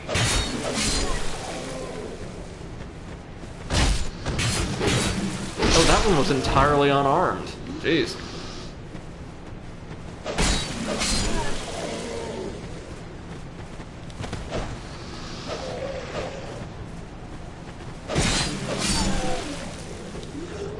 Foot soldier shield. Hey, presto. It's not great, but anything's better than this. 60% damage block, that's alright. A small shield used by Drangleic foot soldiers, clearly makeshift shield that doesn't offer significant defense. The only advantage of this shield is that it makes parrying easier. Well, if I was any good at parrying things other than burnt-out ashen Santa Clauses, that would be fantastic, but unfortunately, 'tis not so.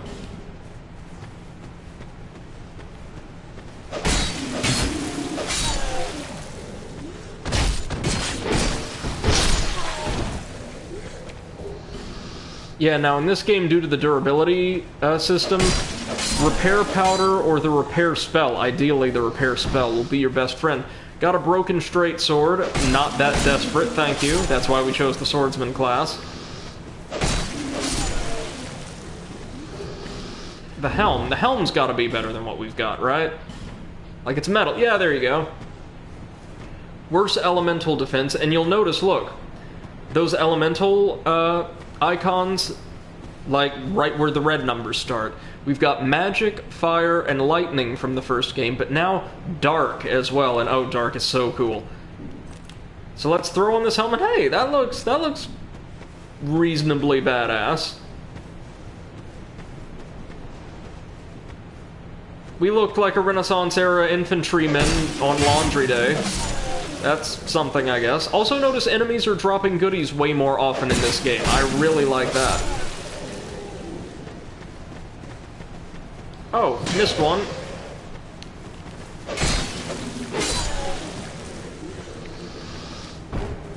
Another broken straight sword. Okay. Try jumping, fatty. Oh, okay. Jeez. So through the fog door, don't worry, there's no boss. As I said, it takes a long time to... Well, not a super long time, but it takes a while to get to the boss of this area. So, those are explosive barrels, I believe. Maybe? Nasty business, at any rate. And what we have here is a little ambush.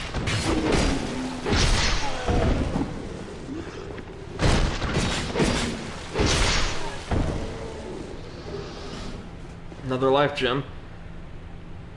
MC says my character was often walking the streets, but with the rebels and military she couldn't go out. She wanted to get away from the fear and tension, so she started sneaking out, going to the library to read. God, I miss libraries. Like, proper, like, civic libraries, not college libraries. Not to suggest those aren't proper, just, different material, you know? When their shop started having supply issues, she, along with some friends, started thievery. They were taking resources from the rebels, the military, and the nobles. She went back to the library near the end. The building next to it was a makeshift hospital. The library had a huge hole with books burning outside. The hospital was gone. Have a bit more, but it's not Twitch safe. That's alright. I appreciate what you gave us. That, it seems like, as usual, very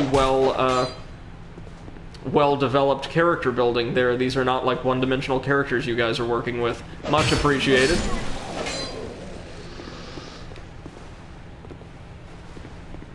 See, these guys would have ambushed you if we would have just gone down the default pathway. Speaking of ambush... Hello, hollow infantryman. Who actually knows how to use their sword.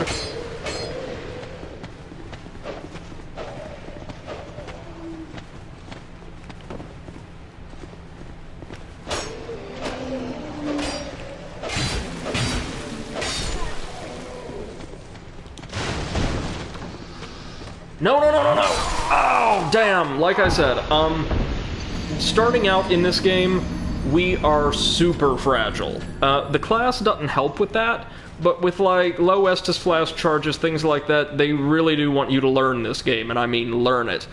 I think that's a good design choice. MC said I can never be satisfied with simple stories.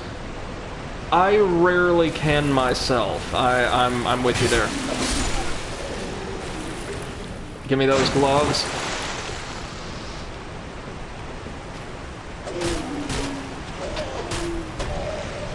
Problem is, our shield is so frail we can't really break enemies' posture on it. Like, you know, have them bounce off of it. We got a foot soldier sword, which is, about as good as you'd expect something given to conscripts to be.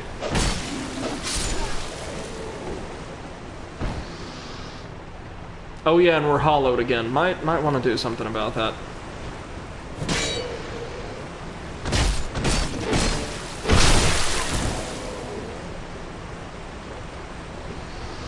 Which we will, actually. I don't entirely like the feeling of being hollowed if we can help it. How many effigies do we have? Oh, just 3. Oh, yikes. Do we have to do this at a bonfire, or...? No, we do not. That's right, you can use them anywhere to remove your hollowing. Another improvement, yay.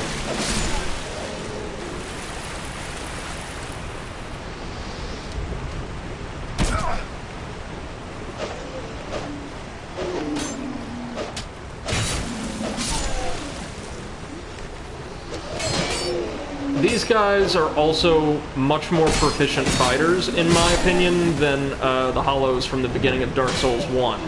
They test your abilities quite a bit more. And again, there may be some dissent on whether or not that's a good thing to do at the very beginning of the game, but I kind of like it. Now keep in mind the original enemy placements for this area were, aside from the Black Knight stand-in, much simpler to deal with.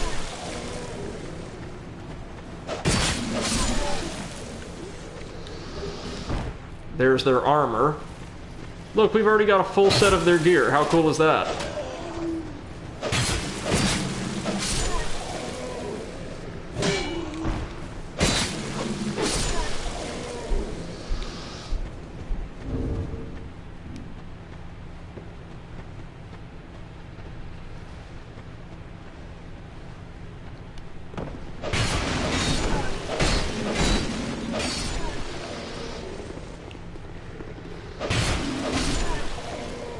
There we go. Life gem, please. Thank you.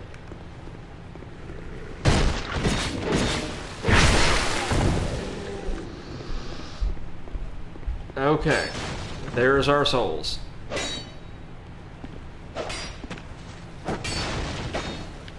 One, two, three. Got him.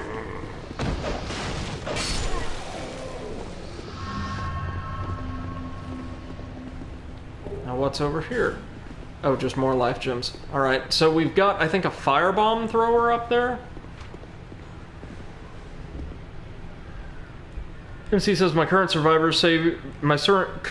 current survivor character is a bit simpler, becoming the black sheep of the town, being an easy excuse to justify every problem, and making the point of never letting anger win at the cost of expressing emotion. Even with simple, you can do a lot if well used. I also agree. It's just, man, oftentimes people don't do simple all that well. Oh, firebomb. God, how I wish friendly fire was a thing.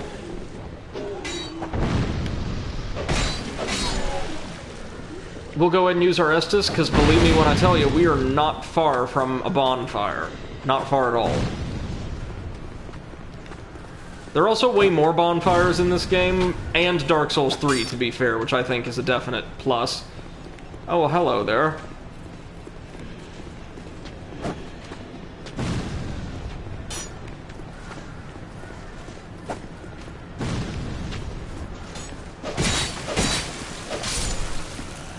We can take an arrow, we can't take many hits from their greatswords right now. Now, what are you? Hey, a buckler. A shield, very small shield, made for parrying. Which begs the question, is it better than this? Holy crap, it is. It's got much worse... No, it's got better poise. A traditional small metal shield. Small shields are very light and easy to use, but have low stability when attacked. This still has better stability than the foot soldier shield, though. The center of a buckler is convex, designed to brush attacks aside, making parrying easier. Well, this is the dinkiest shield you're ever going to see me use.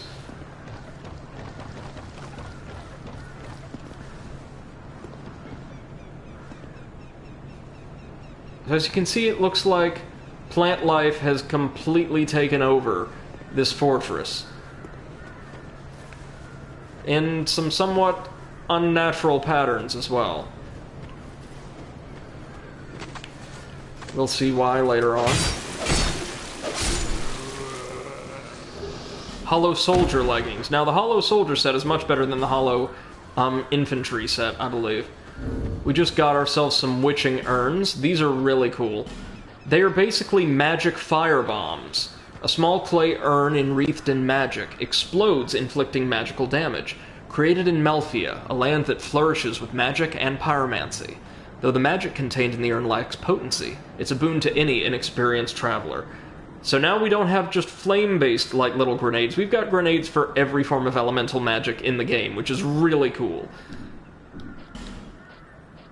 And let's see, those leggings have got to be a little bit better. Actually, no, they're much worse. The leggings are much worse. They appear to be crafted with quality materials, but are highly degraded and close to falling apart. Wearing these will be of little use. The actual armor, like the chest plate and helm, are better, I think. MC says, I'm kind of sad for my thief character, because she was working with a war criminal, one that could kill civilians without issue. Never learned that he was involved in the war. Oh, like the campaign, like, just didn't get resolved, I don't think? Or I don't assume. So check it out. We've got a nice bonfire here, and this bonfire actually serves effectively as our hub for this entire area. And we have a new friend here. Buy something, anything. Oh, come now, help an old woman and buy something. MC says it ended early because of lack of players. Oh, that's a shame, man. I'm sorry.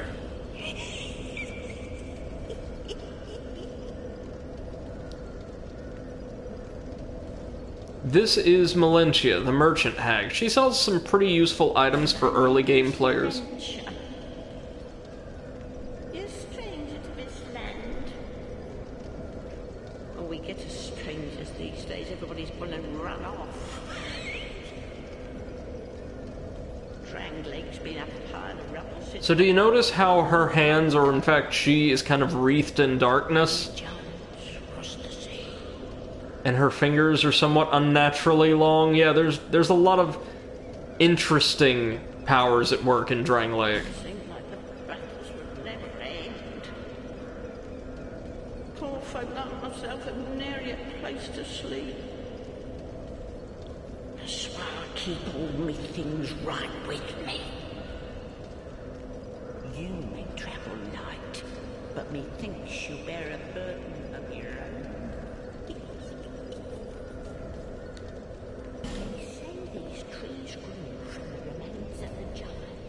Very true. Yep. So there are giants, or were giants, in this game. But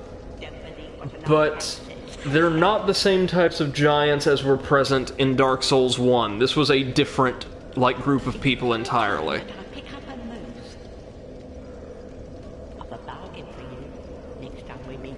So she's going to move to Majula after this, or in a little bit. But right now, let's see what she sells. Basic weapons, straight sword, well, broken straight sword, hand axe. The club is not bad if you've got the strength to wield it. The Kestis is a fist weapon, it's not super great. She does sell the merchant, kit.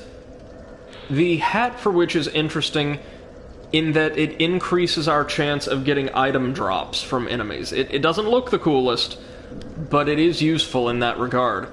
She also sells the key to Lenegrast workshop. Key of blacksmith Lenegrast to Majula. Majula, the land of exiles, is comprised of abandoned old houses, one of which Lenegrast is fashioned into a workshop. We've got to buy that. She sells effigies, although a limited stock of certain items that are useful, and very basic sorceries and miracles. And while we're here, we're going to go ahead and pick up the traveling merchant hat.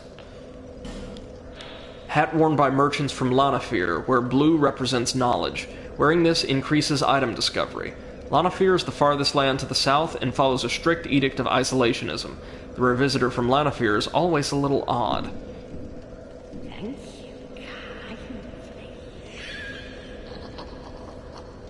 MC says, I mostly noticed that what she has on her back is too heavy for her. It is, but she can still get around, somehow. Let's take a look at that foot soldier sword. Inexpensive straight sword, standard issue for Drangleic foot soldiers. No masterpiece, this weapon won't be used to fend off any truly threatening foe. And indeed, it's pretty bad. But, it looks cool. I kind of like the design of the crossguard there.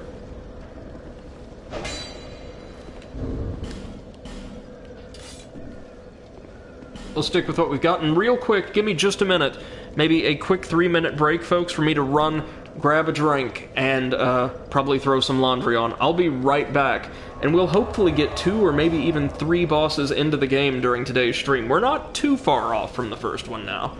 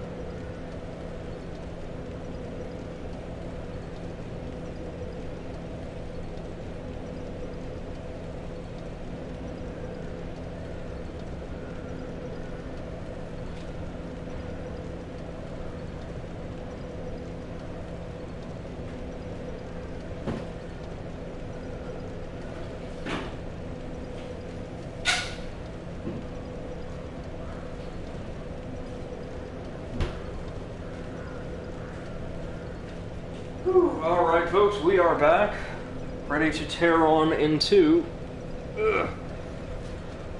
the next little section of the Forest of Giants. And as I'm sure you've seen, folks can get really creative with like some of their characters, and particularly like their loadouts in these games. You've noticed these like phantoms of other players surrounding the bonfire.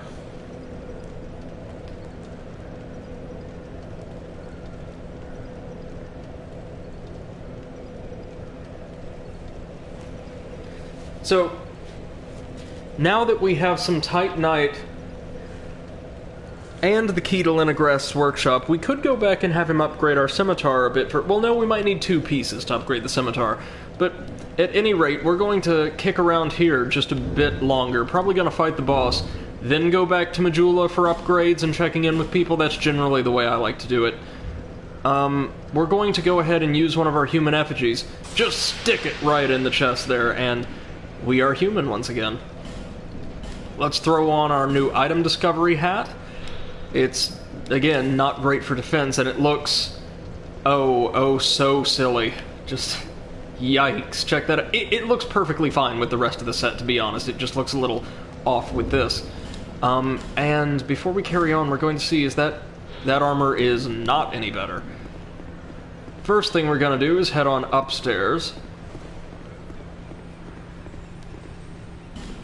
Or not, because that's locked. Yeah, that's right. We need to come back here with a key a bit later on. So the Forest of Giants is massive.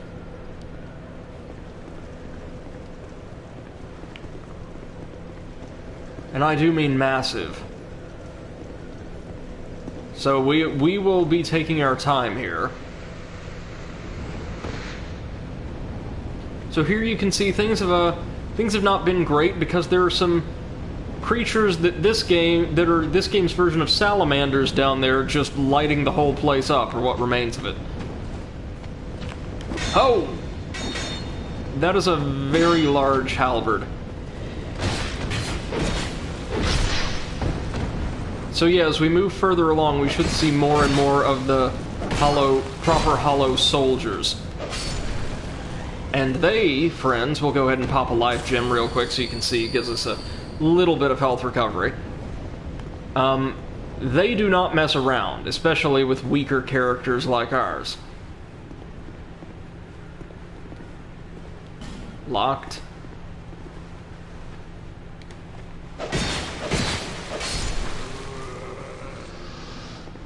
Would love to get their chest piece or helm right now. I think, anyway. I think it's pretty good for where we're at.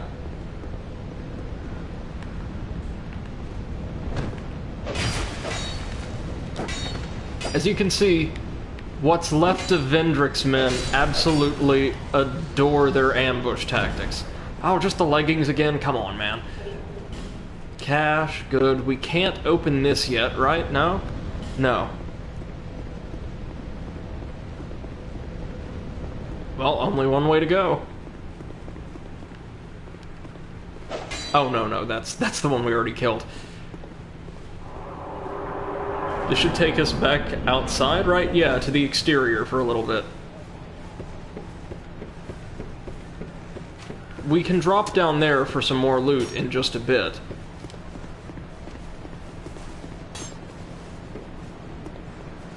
Look at all those birds circling the tower. Interesting. Oh, this guy. Right. This, folks, is one of the ironclad soldiers.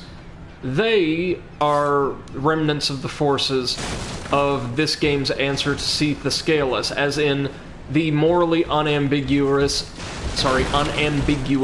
horrifying villain of the setting, the Old Iron King. They are brutal, and this one is in rusted armor, so you can imagine what they were like in their heyday.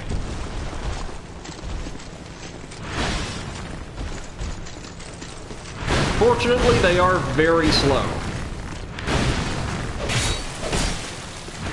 Ooh, damn!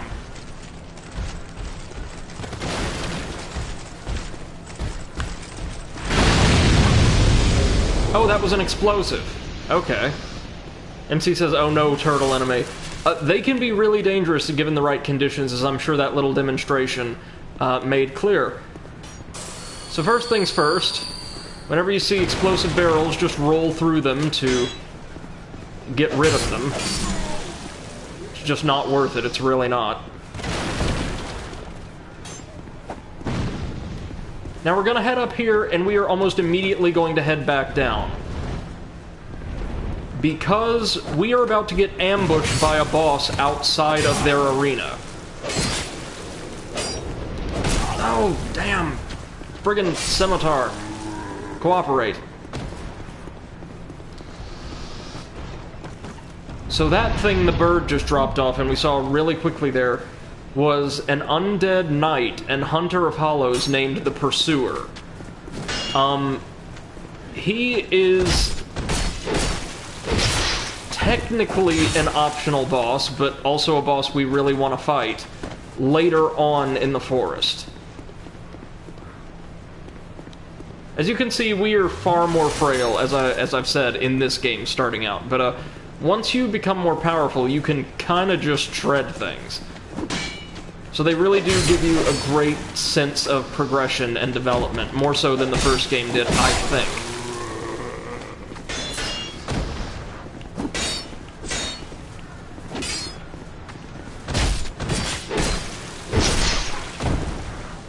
Alright, what do you drop? Gauntlets. Are those any better? Probably not. No.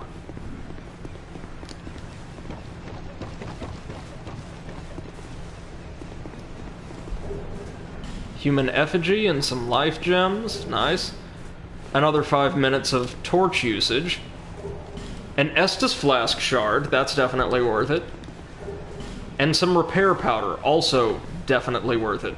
We'll actually keep our short sword out for now. MC says, I do like that you have to keep paying attention or you can get stun locked. In this game, very easily, yes. Oh, so this is a shortcut. Right. Hold on, I'll demonstrate that in a bit. Let's use our short sword for now so we don't just wear the scimitar down.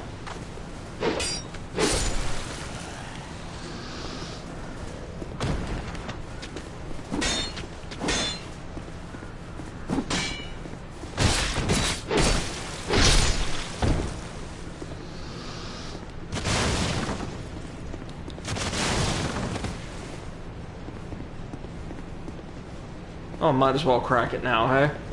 So we got a big old bunch of explosive barrels, right? And all we're gonna need is something explosive, I think. I think we can set these off with one of our witching urns, but we were going to have to see.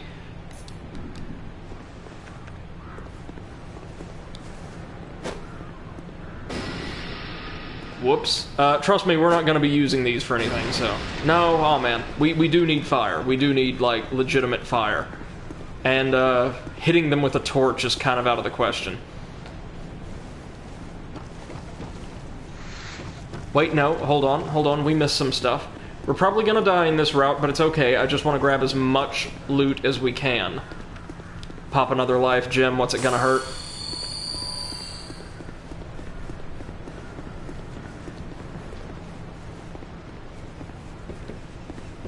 You can see this ruined tower beneath us that we can just barely access. Now, there's going to be a few marksmen out for us around here. Have to be careful. More torch. Never a bad thing in this game because, wow, Dark Souls 2 actually, well, plays around with darkness pretty extensively. There's a couple areas for which a torch is almost mandatory. Oh hey, it's the axeman we did a little work on a minute ago. So the name of the game here is Don't Get Shot. It's one of my favorite games to play, actually.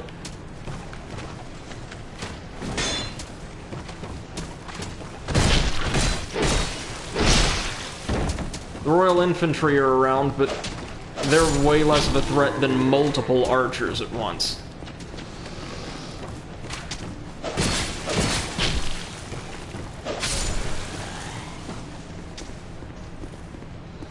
But I don't think we can access the others from here, easily at least.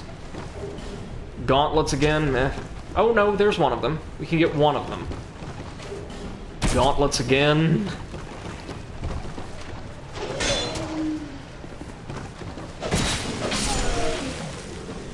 Knife, maybe? Oh, more armor. Okay. I'll keep popping life gems because we have more than enough of them. And at this point, since we're going to be collecting more Estus shards, as you get more and more Estus shards, the relative value of, like, life gems and other consumable healing items decreases. Understandably so, right? Not what I intended to do, but okay, we're here now.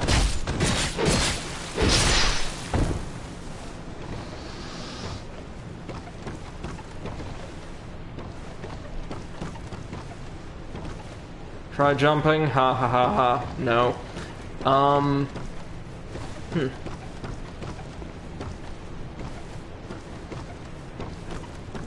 Oh, hey. Yeah, there's stuff near this portcullis.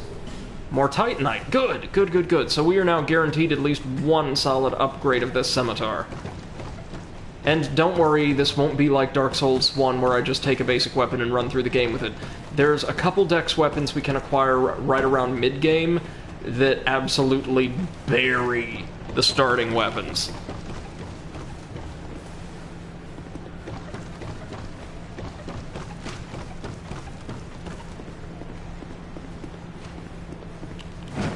There we go. Perfect.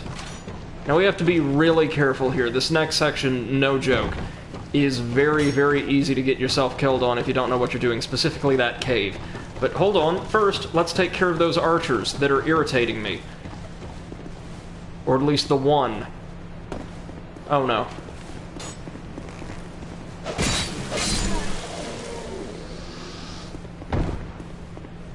We're gonna have to find our way back around the hard way, are we? Well, that's alright. Fog wall. Yeah, I didn't think so. Yeah, in Dark Souls 1, or Dark Souls 2 for whatever reason, folks are very fond of, like, raiding, and therefore... Was that an enemy just kind of sliding down the stairs? Jeez. Giving positive ratings to, like, intentionally trollish messages. I'm not entirely sure why. I guess to try to trick the gullible into using them, or following their advice.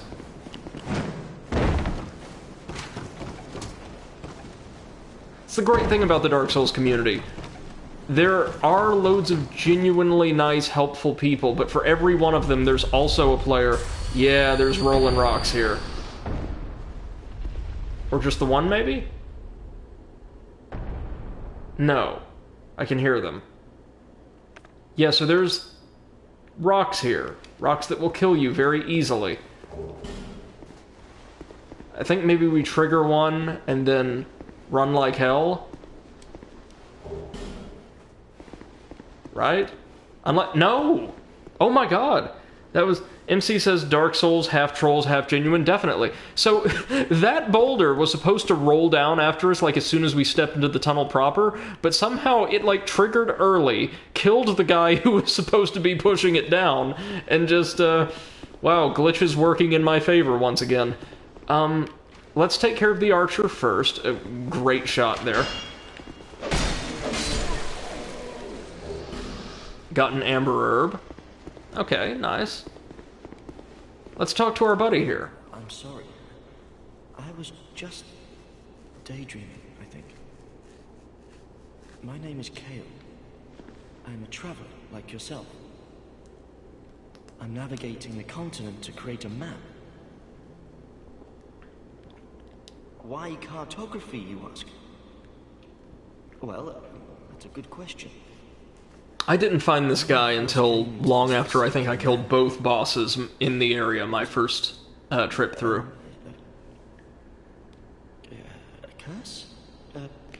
Something about a curse? See, hollowing in this game is also linked to forgetfulness, and I kind of like that. Like, you are literally losing all memory of the person you were. You're losing all memory of why you were alive and what you wanted to do and be. Fond of maps. I came to this land some time ago. Drangleic, the Lost Kingdom. It sounded so romantic. Drangleic, though, as we can see, is pretty clearly in much better shape than Lordran was. I made it my temporary home. Well, as something of a squatter, I'm afraid. Yeah, so now that we've talked to him, he's going to go open up the mansion for us. I found a There's a couple cool lore objects to see in there, as well as a handful of pretty useful treasures. That it's a map of Drangleic. Now I'm traveling. That's the real reason we want to, like, talk to him. We want to get access to that mansion. Yes, that's it. That's And to that cool map he talked about. The cool map does actually play into the plot. No, that wasn't it. Then what? I don't seem to recall. Were you looking for that map? Wonderful. Then you're fascinated by maps, just like me. Shame on you. You should have told me before. Yeah, there's a lot of, like, genuinely sweet, friendly people in this game. Not that there was an absence of them in the first game, but just way fewer. What a joy to meet a So now we can crack open the mansion, and he will return to town to talk with us in time. Incredible, really, isn't it? Such a map to be chiseled in stone. Oh, but one thing. I would not venture deep into the mansion. Now, I can't be certain, but I've heard disturbing noises. Not a thing to worry about, believe it or not. Just be careful, please.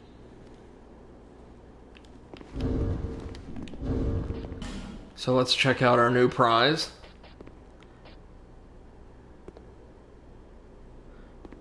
MC says, to be fair, everyone in the first game sounded like an ass. Well, yes, they did, but that's because many of them were. Opens the abandoned house in Majula, received from Kale the cartographer, as opposed to Kale the superfood. In the past, Majula served as a dumping ground for horrible things, hence the large pit, but is now a gathering place for those with no better place to go. It seems this house in Majula was the final home for a few such souls.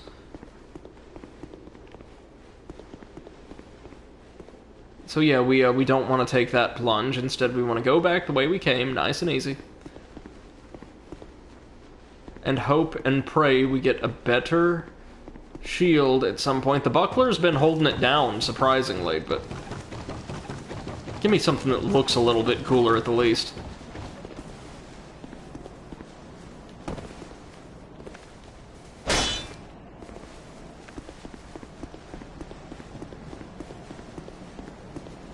I think we've got everything of note over here for now, so let's just work our way back down. Oh, there he goes again! I think it was the same enemy dropping and ragdolling down. That's so cool. Oh, what? Again? Wait, can we hold on.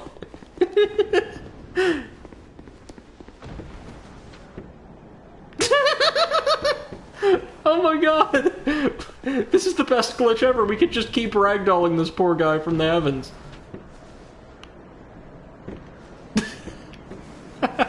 Be great if they just started piling up.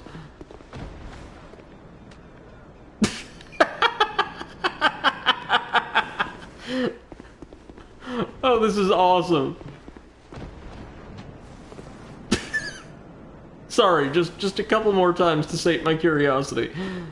Because remember, the fog door was was present here, so this is technically a border between two zones that don't really seem to load all that well consecutively. Nice. Oh my god, you guys, this is my first time ever seeing that happen. That's amazing.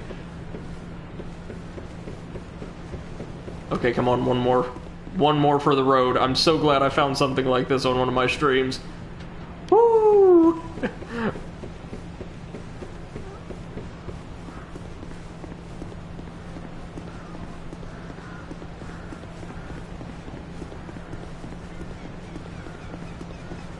Should have bought a firebomb from Valencia. I'm pretty sure she has a few.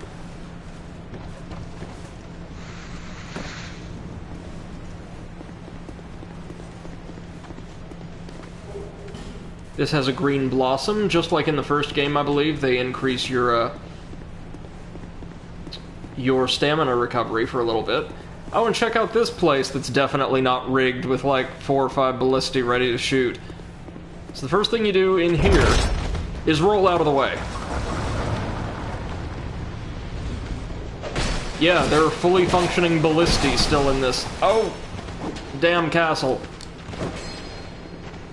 And more soldiers than I remember. I think they were... This encounter may have been changed for Scholar, because I don't recall there originally being this many hollow soldiers in there specifically. Come on, up we get. I can take them, just not all at once.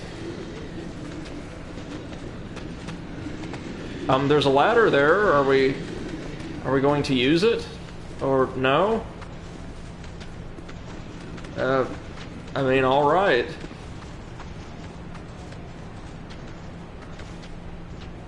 Huh.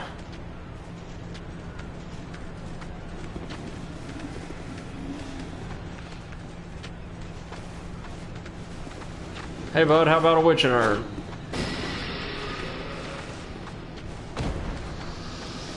Again, I'm not going to be using these suckers really anywhere else, so might as well, right?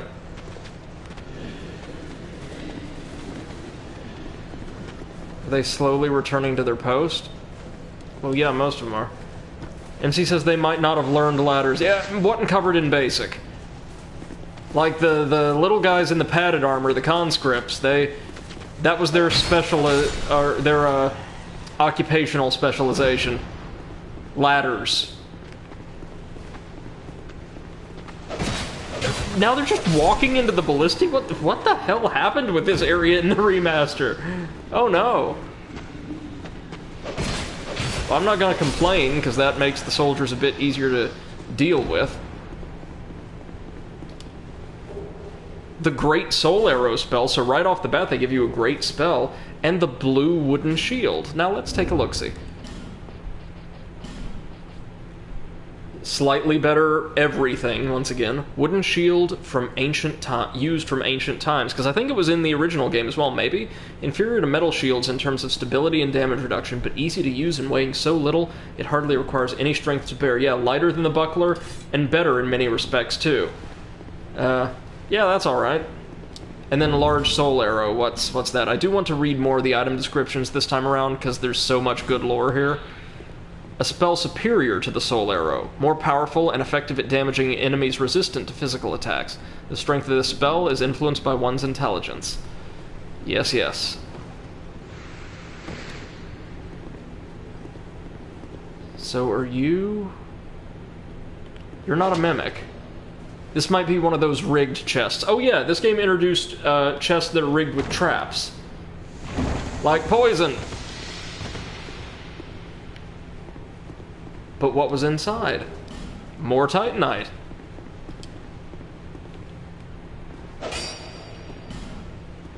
Fog gate? Or illusory wall? Oh no, we need one of these for it. That's right. This cool little edifice can be interacted with if we have a special item called a Pharos Lockstone. We can find these little, like, effigies all throughout the world, and they all have different and very unique, or interesting, I should say, effects when lockstones are placed within. We just need to get one first, and MC said, oh no, a mimic rotted in there. Oh man, if only. Let's try banging on the gate, or on the door, to alert the guards on the other side. So they open the door for us. How cool is that, huh? Probably need to switch to that short sword for now. That's a really genius little encounter, I think. Oh, and we have a couple more just kind of bumbling their way around a chest.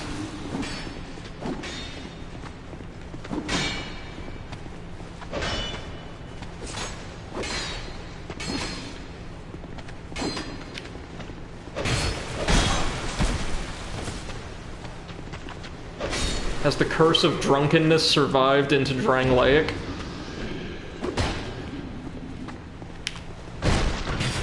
would certainly seem so. Oh, that's another fake message, isn't it? Yeah, there's nothing here. I know there's not a bonfire here, but I thought it might be something. What's in the big iron chest? Oh, the life ring. I guess we didn't need it then. And large titanite. So yeah, we've got a second life ring. Their effects, yeah, would not overlap, however. Nice to know it's there, though.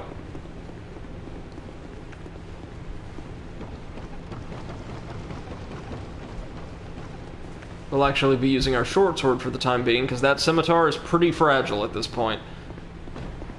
Now over here, we can meet ourselves a buddy. Hello there. Traveling all alone in these treacherous times.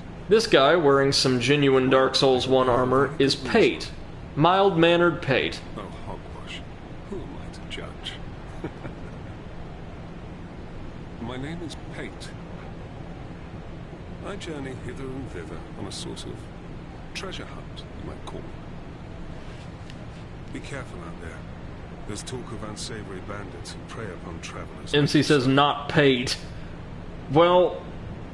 Oh yes, you be cautious. Here's his thing. He shows up at several points in the game There's treasure in there for certain. doing this. From behind. Letting us know that treasures are ahead, and there's like little tricks and traps, so there might be dangerous, and usually throwing us into ambushes every single time. And he insisted that he go inside first.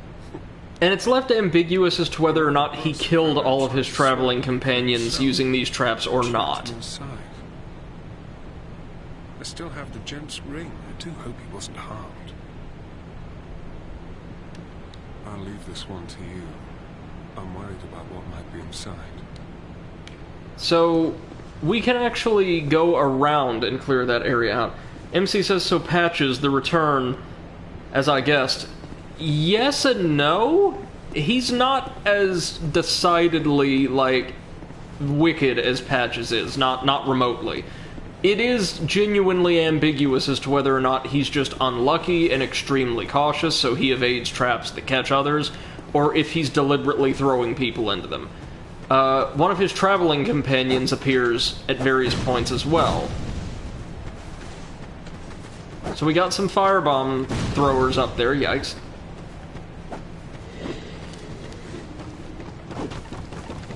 We want to take care of the folks up here as quickly as possible. And it'll also take us around to Pate, or to that building he said there was treasure in. We can just take a back way instead. We got a crossbow that will actually come in pretty handy. Just a light crossbow, but it'll do.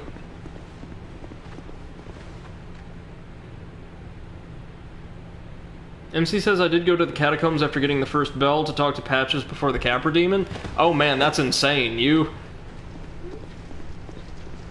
You are really daring to take on, like, even the entrance to Tomb of the Giants before that. So we've got a bunch of infantry. We've also got a life gem. And what's up here? Oh, just a torch and some cash. Okay. How did my plunging attack, like, totally miss?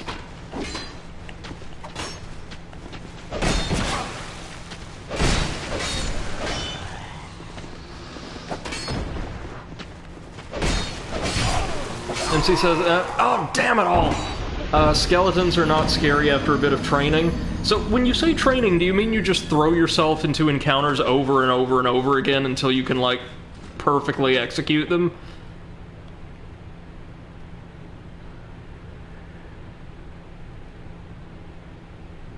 Yeah, wow, that takes some serious dedication. Good on ya. Okay, so we died, not what I was intending, but we were running low on healing items, so that it was bound to happen. Real quick.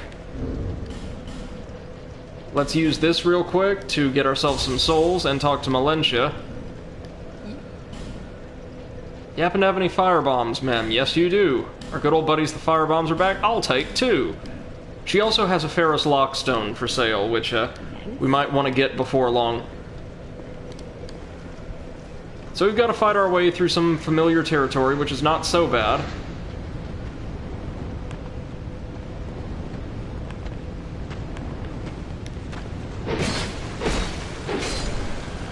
Got him.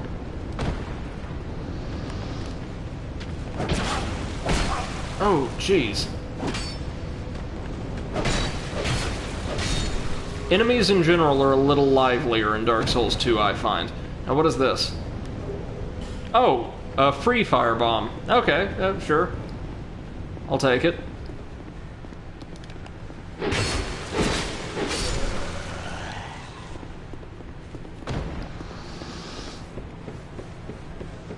Now, the Pursuer, I don't believe, spawns again next time you head up there.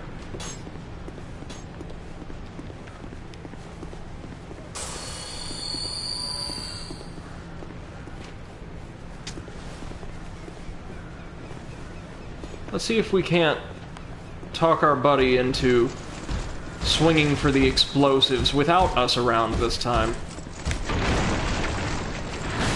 Nope, close though. Come on, right here. Really? Oop,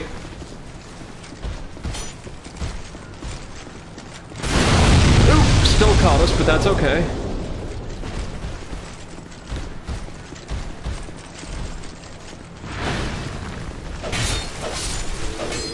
Still got him. Their armor, as you would imagine, is insanely durable, but also insanely heavy. Like some of the heaviest in the entire game.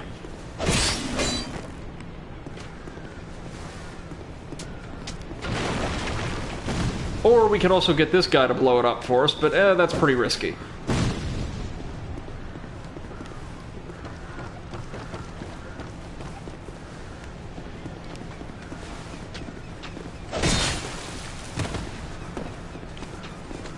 If you know me by now, you know Brady doesn't really do risk.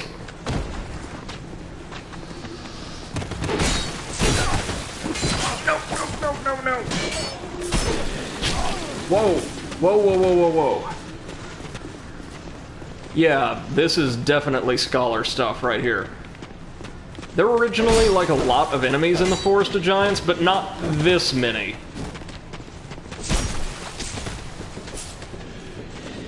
Nor were they as aggressive, do I recall. Or do I recall them being as aggressive, I should say. And yeah, they do fight with bandits' knives. Interesting. Jesus!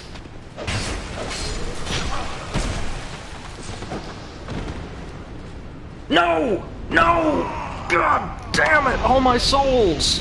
Already. Ugh. Yeah, remember, there were lots of people who said this one compared to the first was just way too easy. Yeah. Again, to be fair, that was the base build, which was easier than this. Not by much, though. Well, there's a few thousand souls gone.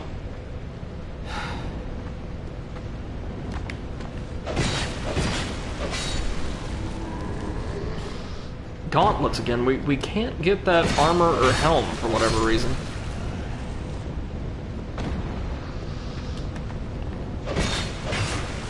MC says, I feel your pain. Well, you've never lost souls yet. Trust me, you don't know how much or how many levels that could have been. I think probably somewhere in the neighborhood of 10 we lost. And this is, again, a problem we're going to see in this opening. The first couple of areas and practically nowhere else. Because we will have more Estus Flash charges, and because there is just way more in the way of, like, optional paths and lots of weird little side content in the Forest of Giants than anywhere else in the game. Oh, jeez.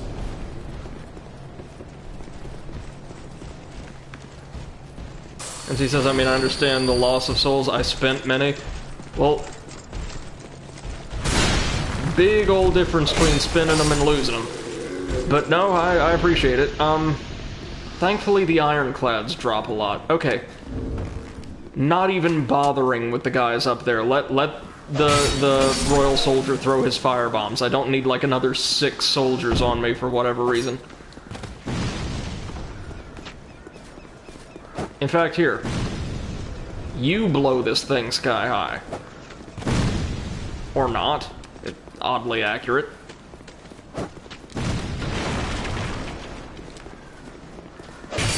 Where on earth did this guy come from?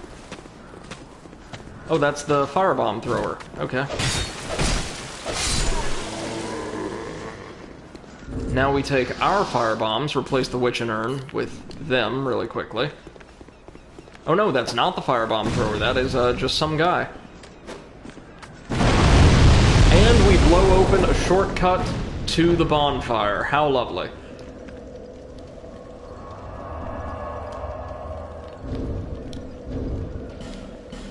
Now we can reverse that hollowing.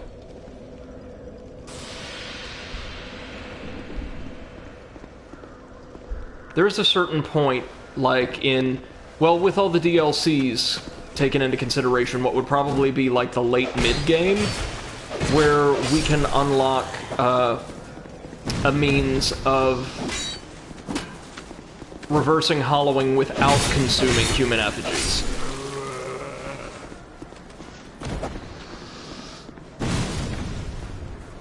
Down we go.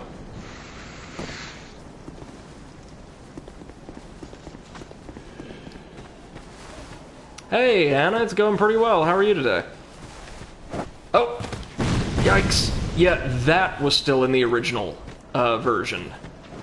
Lots of explosives and firebomb throwers. Now let me see. I should be able to get one of my very favorite items. Not over here.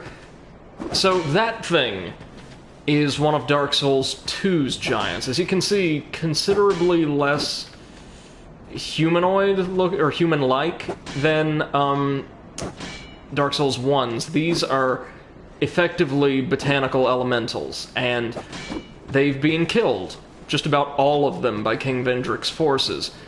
And, like, completely bereft of purpose though they are, what's left of the army is still just swinging away at this dead one. People of Drangleic absolutely hated the giants, who, at least at first glance, invaded their homeland for no well. Hannah says, doing well today? Almost pulled out my hair trying to concisely summarize a chaotic battle, but I think I did fairly well in the end. Oh, really? In what context?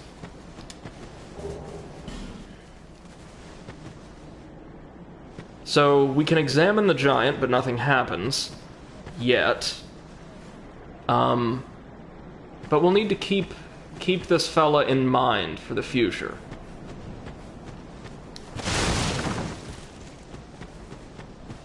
Now, back to where we died the first time.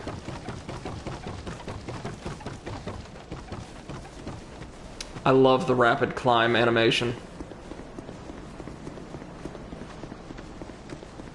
Right, so we've got this room, and I think there's, as per, like, Forest of the Giants usual, about 3 or 4 more undead soldiers than should really be there. So let's go ahead and weaken them up.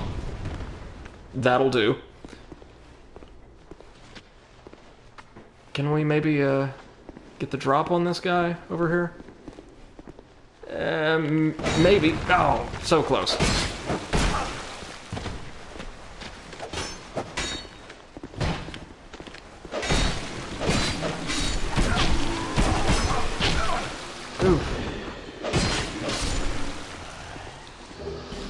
Oh, finally got the armor. Good. Very good.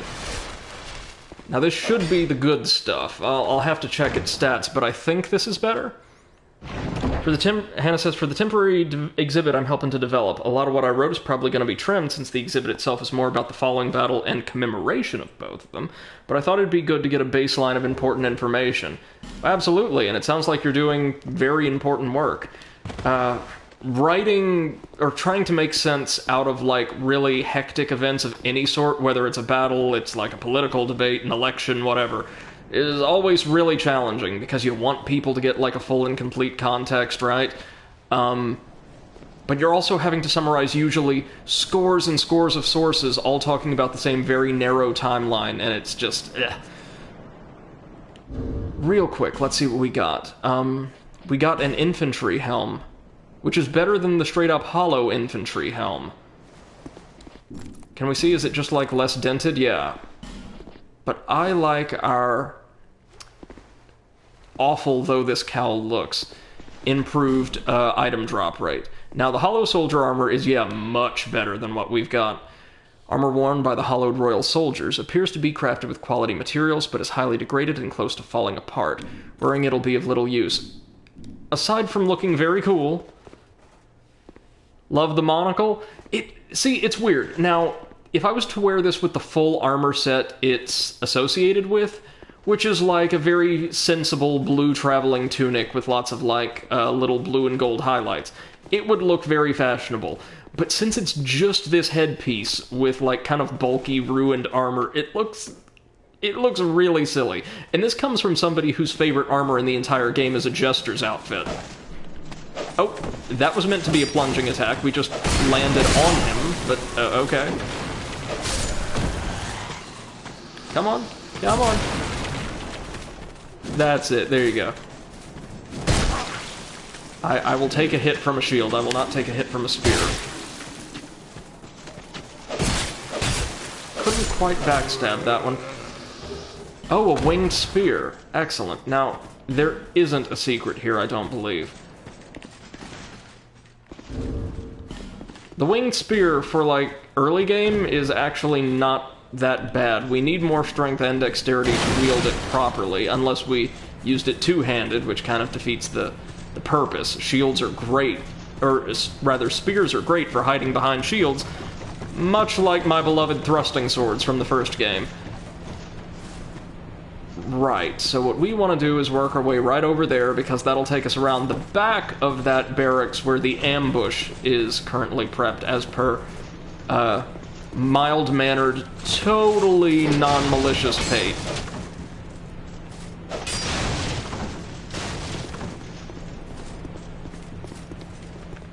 Could use topping up our health just a little bit. Now this here, I think it's an illusory wall? No? There's one in here, I know that much.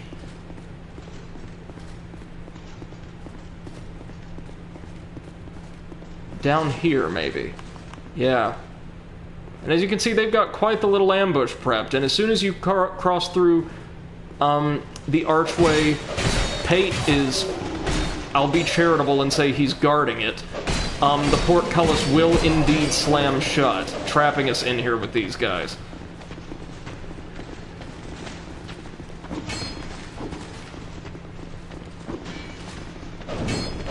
Ooh, jeez. I really need to get my dodge game back on point. Ah, there's just so many of you. Whoa! Yikes. Now, back to what I do best, running like a coward.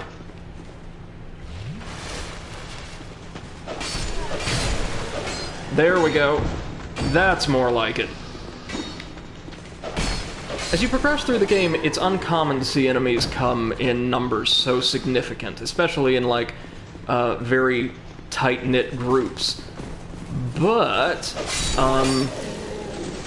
I guess they thought this was the best way, especially for the redesign, for Scholar of the First Sin, to really add some challenge to this area. And I mean, they weren't wrong. Bastard Sword, nice, strength-based weapon that we obviously can't use all that well. We got Aromatic Ooze, which I think is like, yeah, it's your magic weapon buff. A mysterious sticky white substance, or sticky substance that radiates a pale white light. In Demon Souls, this was called, for whatever reason, sticky white stuff, which I don't think was intended as, like, a crude joke, but was just really poor translation. It's the same stuff, though. The affected weapon inflicts magic damage for a short time, particularly effective against heavily armored foes or creatures with thick scales. Magic is a good buff all around to have, in my opinion. Still not the best, though. That honor has to go to the dark buff. Is this it? One of these walls is false. I'm trying to remember. I feel like this is the game... There it is! Where you press the X button to reveal secret passages instead of striking at them with your weapon. Now what's in here? A basic sorcerer's staff and an amber herb. Not bad at all, seeing as how staves would be a little expensive for us right now. We will be using this later, not to worry. The first staff of most sorcerers, a catalyst for sorceries and hexes. To use sorceries, attune a sorcery at a bonfire and equip a staff. The strength of most sorceries is affected by the caster's intelligence. That's all broadly correct.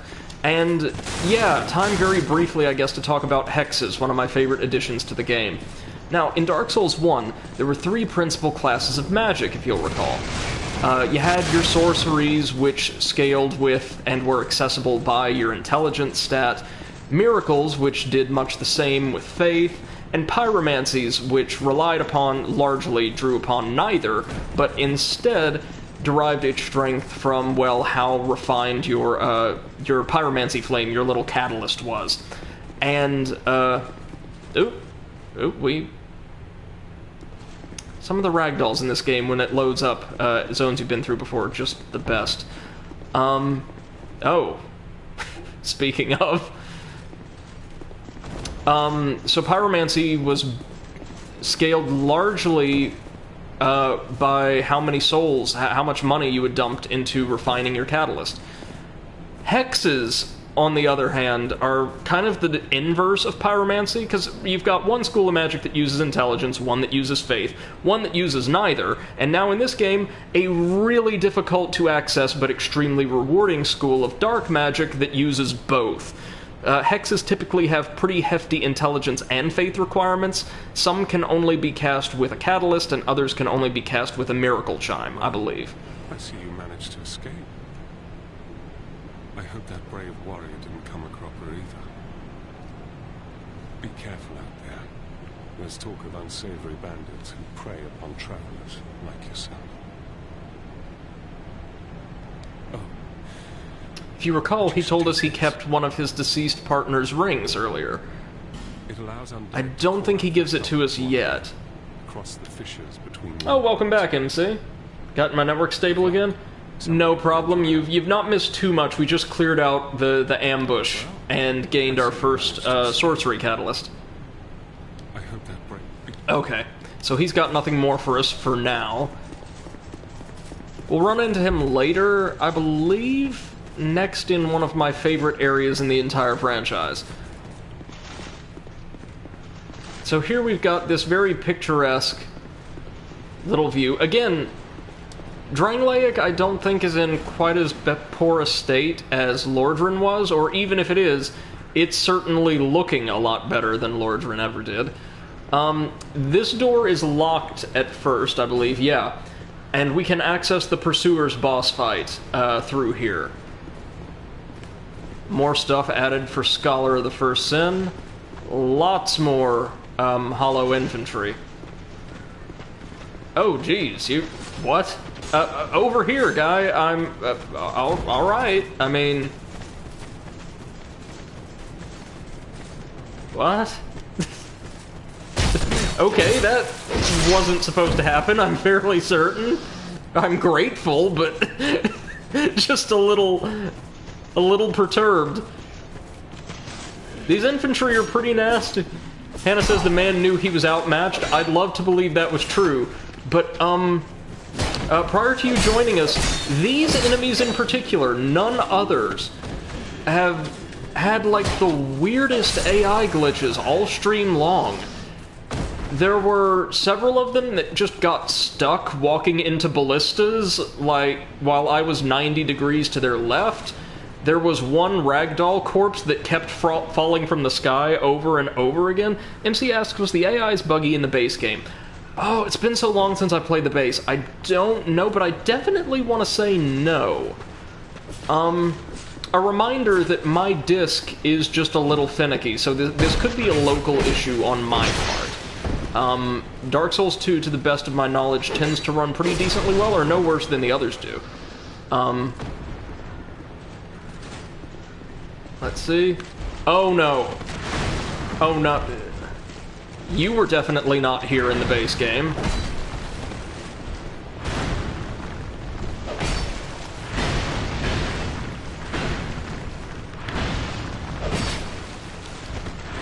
This is about as pleasant and approachable as the old Iron King's creations ever get, by the way. They're all like this.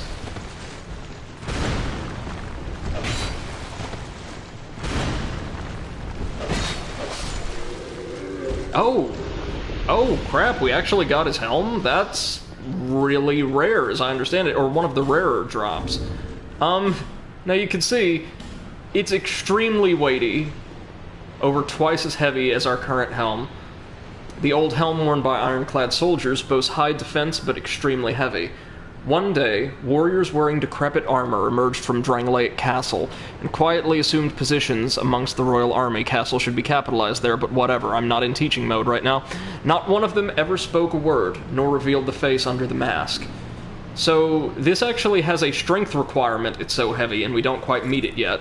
But as you can see, it looks, kinda silly on a character that is not the same build as the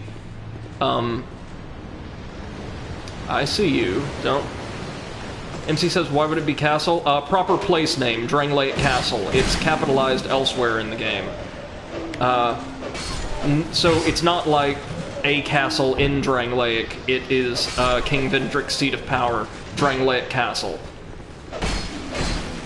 There's no fancy name for it, like Lord Gwyn's Anne Orlando. So that was a great little ambush that definitely would have killed me had I not been prepared for it.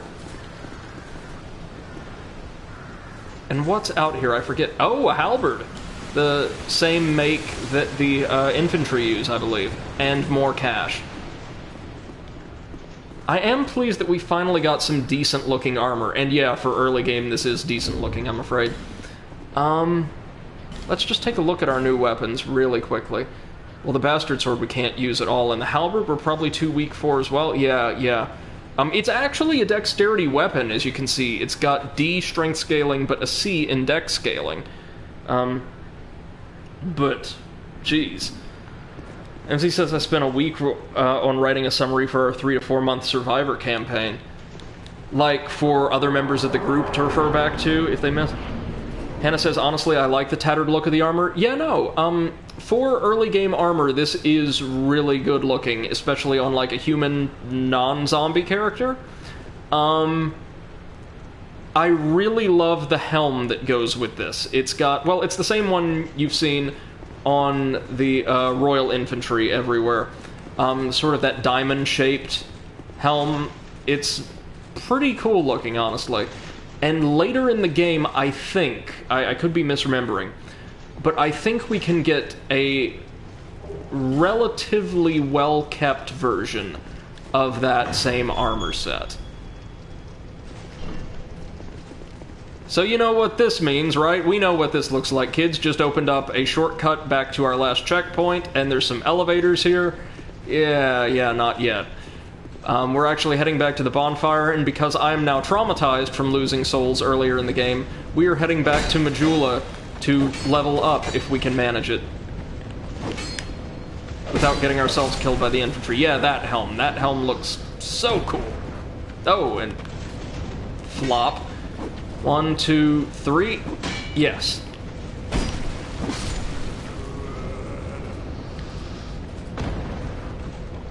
MC says, still looking for text mistakes mode. Newer members, also a global summary of Chapter 1 written entirely from memory. Well, good on you. It's going to be really helpful for the new players you guys bring in over time, I'm certain. You may notice each bonfire has like a little number in the lower right-hand corner of its portrait. We're going to get to what exactly that denotes later on, but suffice to say, this game introduces some really interesting ways to play with or access certain elements of New Game Plus content prematurely, if you're willing to bear the additional challenge. And that's something I really like about Dark Souls 2. There is a great deal of purely optional challenge. Bonfire intensity. Yes, absolutely. I believe that's what it's called. And you can opt into or opt out of specific challenges as you like.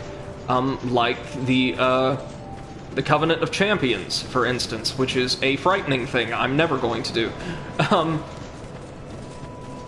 Oh, written on the top right. Yes, okay. No, how on earth did I miss that? Yeah. Bonfire intensity actually reflects what game cycle that particular area is synced to. So right now they all show a 1, because the bonfire intensity of every area in the game by default is going to be set to, well, 1 for your very first playthrough. You clear the game, everything automatically scrolls up to a bonfire intensity 2, with enemies that have stats and certain spawns, in some cases, attuned to that particular playthrough.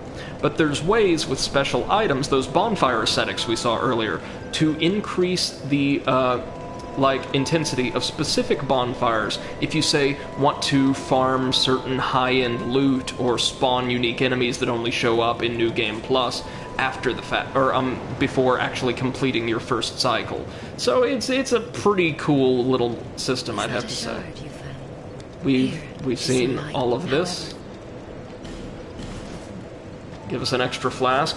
I think we just have the 1, but we'll double check. Oh no. No, we don't. Okay. Let's also level up, because we are going to need it. We've got 4. Okay. So I'm thinking 1 more in dexterity. Let's keep raising that equip load, but also get some more health. We are really badly hurting for health, because the swordsman starts out so fragile.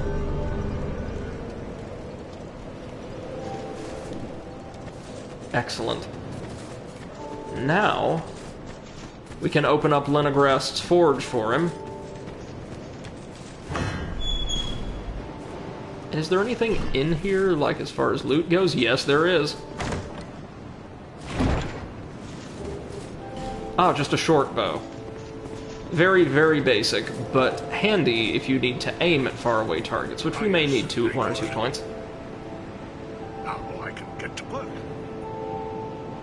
But first, let me set up. Come again later. And by later, he means right after sitting down at the bonfire. And 3, 2...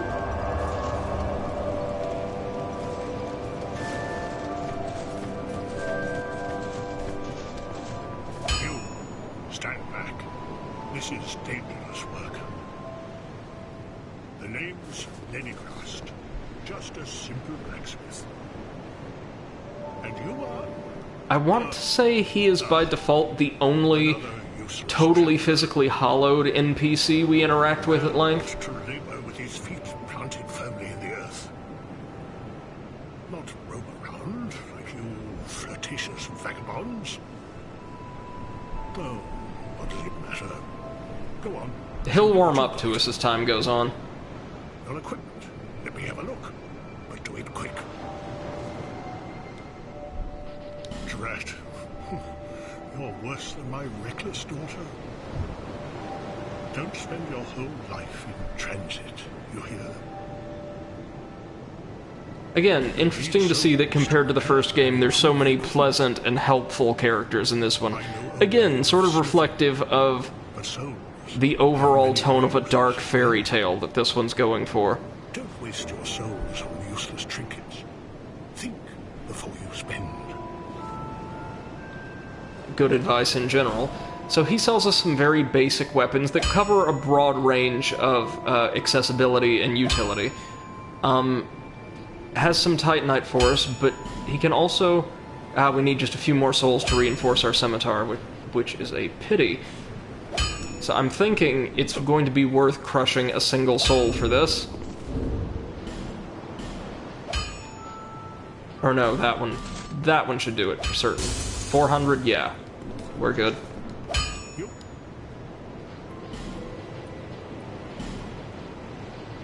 These weapons are, these menus are so much easier to navigate as well. I'll be around. Now that's going to be only a minor improvement for our weapon, but it's going to make all the difference probably when we face our first boss, which may or may not go well. It's been so long, I honestly have no idea how I'm expected to do, or how I expect myself to do. First, we want to explore this area, Kale's mansion. So he's got a Pharaoh's Lockstone, which we can definitely use in that little sub-basement in the forest. Speaking of, the Lockstone is described thusly. Stone activating a creation of Pharos the Vagabond. Pharos the Vagabond was a legend who wandered the lands, creating contraptions to help those in sincere and dire need. The scope of his travels was so wide that Pharos has been mistakenly credited with many inventions that were crafted by others. So, like Thomas Edison without the theft. Probably.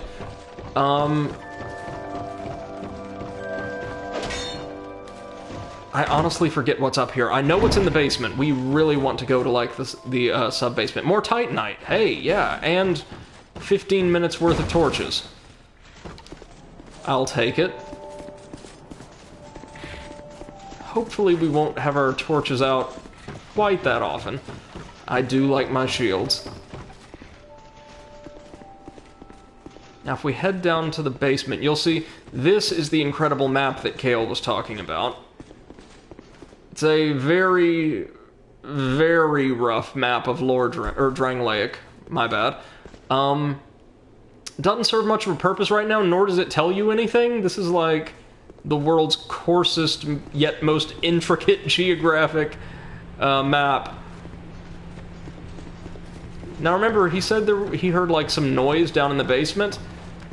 And yeah, it's our good friend the skeleton, back from Dark Souls 1, but time has not been so kind to him, as he is very weak now. There we go. Dropped a human effigy for us. Very, very good. Another flask shard, that's what I'm here for. But there's something special in this chest. A chest with a special design at that. The Soul Vessel. There's just a handful of these in any one playthrough. And these are, well, quite important. And maybe important for us later on. A vessel that will accept your souls. No duh. It can allow reallocation of levels, but without proper assistance may simply drain you of souls. If you truly wish to start again, go to the place where your journey began. This is basically how we access the respec system. If we go to the Firekeepers in Things Betwixt, they will allow us, or assist us, in using the Soul Vessel to respec our character. Which can come in pretty handy, let me tell you. Especially if you get very late in the game and you, say, have a bunch of levels, and have acquired some really cool hexes, but just don't quite have the stats you need to use them. And, well, hexes can destroy more or less anything properly used, so make the rest of the game much more manageable, so, yeah, why not get rid of all that dexterity and dump it into intelligence and faith? So, can we reinforce that scimitar once more? Yes, we can. MCS, who do you need to slay to make the sun disappear? Nobody in this game. This is legitimate sunlight. Depending on your interpretation of, like, the passage of time between the two games, either the canon ending to Dark Souls 1 is that the poor undead chose to throw themselves into the fire and perpetuate Lord Gwyn's untenable state of affairs, or the Age of Darkness has come and gone, and we're so far into the future now that things are kind of repeating. Or at least recurring, I should say. Certain themes are recurring, as they will throughout the entire trilogy. Now, I think we're ready to carry on? Yeah. Oh wait, no, sorry, my bad. I totally screwed up there. We need to get a 4th charge of our Estus Flask really quick. Do apologize for that. Back we go.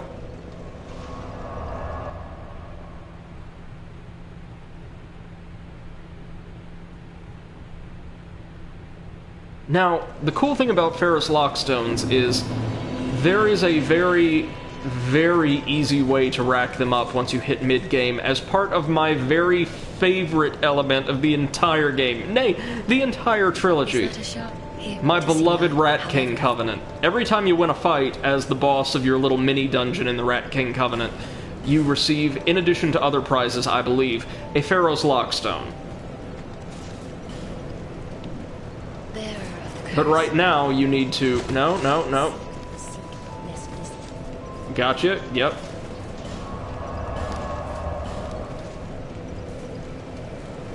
Now we've got it.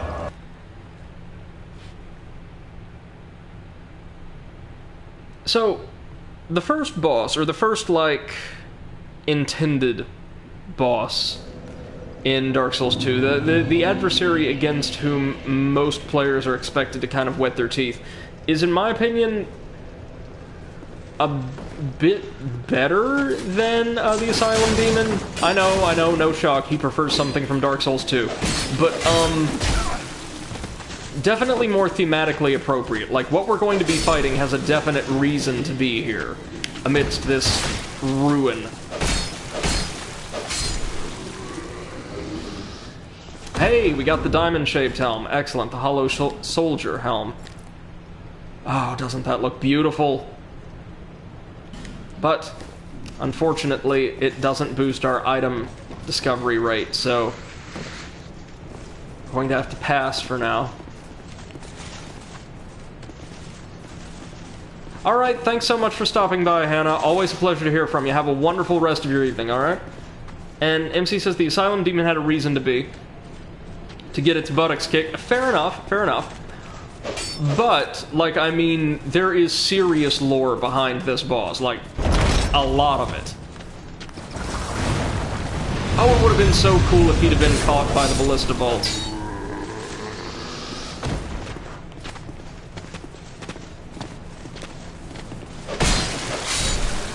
Do you see how much more powerful this friggin' thing is now? That is so cool. Give it to him. Getting some more fire bombs, that's okay, that's cool, that's cool. But now... MC says, I've seen a lot of Asylum buttocks when learning it. Oh, well, we saw quite a bit over the course of our playthrough because, well, we had to fight it 3 times.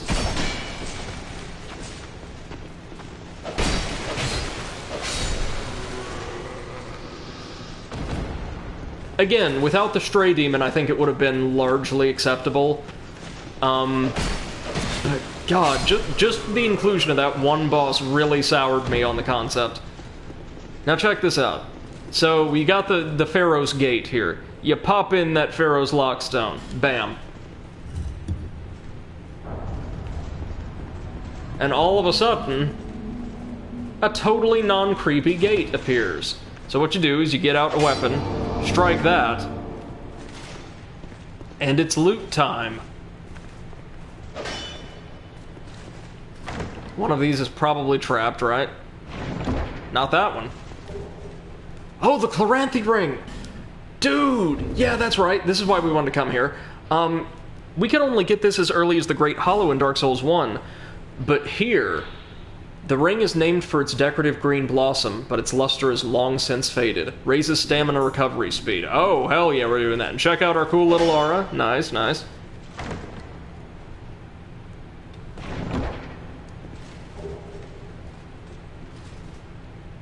And a full-on Titanite slab, the highest level of standard reinforcement material in the entire game.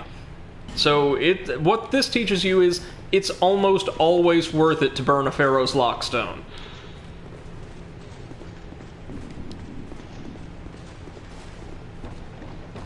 I appreciate how generous this game is with its loot.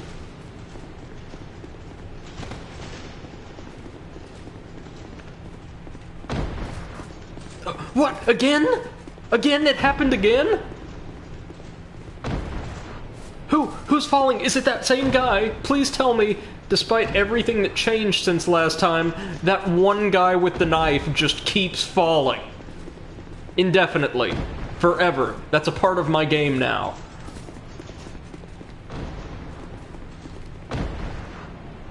MCS, does it have other uses than the gates, the Pharos Lockstone? Well, they don't all open gates, but those special little, like, crevices you can insert them into all do something to change their environment. Usually pretty cool stuff, and depending on your reading of certain lore, like I believe we do, we actually get to run into Pharos himself at some point.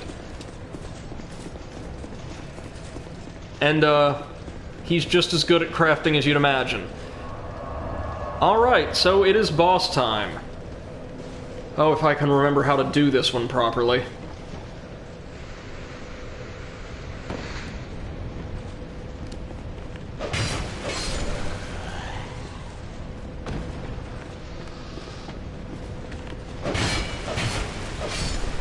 And she says I had a good time with Fable's Doors. Never played Fable, actually. Heard great things about the first one. Well, the first and the second, really. So now it's time to go down. Down into the very bottom of this fortress. Past the salamanders. It's gonna take a while for us to get there.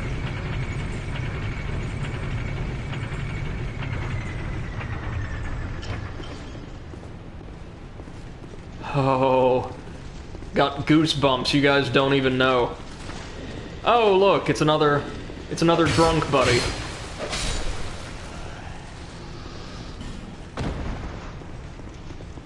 And right off the bat, look who we can summon for help. We can summon Pate if we need it. MC says it's a bit of a sandbox RPG, the first one, never played any other. I think they were all sandboxes, but like the first and second had way more to offer than the third did. So we're not going to summon Pate, though, and I'm gonna try to avoid summoning tons of NPCs, even though, be advised, many of their quest lines are tied directly to... Oh, is he carrying Artorius's Great Shield? Never noticed that before. A lot of NPC quest lines are linked directly to summoning them in for boss battles. So, we won't get to see everything the NPCs have to offer in terms of gear or story, some of them anyway, but we will be seeing most of the cool arms and armor and things like that in this game. We'll be seeing way more of the inventory than we did in Dark Souls 1. Alright, are you ready? Oh, this is cool. This is so cool. It is a multi-stage fight.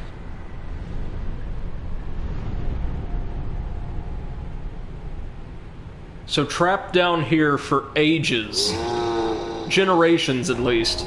This is the last giant.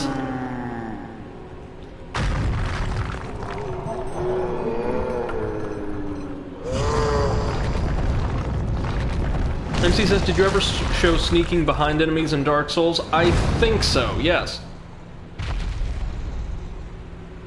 This is a pitiable creature. He's just lashing out. He's not really our enemy. Well, yeah, we'll say that for now. He's way more mobile than the Asylum Demon. And, honestly, way more dangerous, as you can see.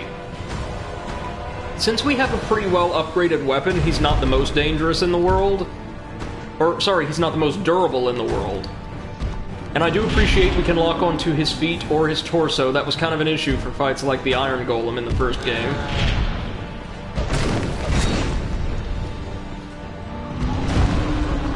Wait till we hit phase 2. Oh, damn! Just got smacked.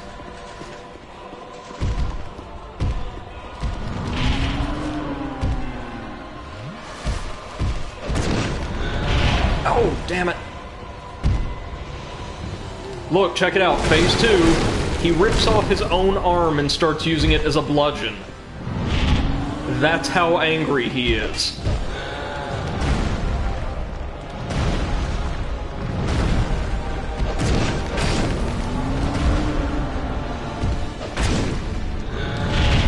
Jesus!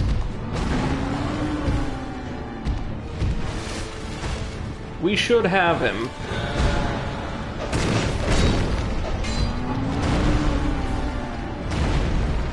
Oh, dang it!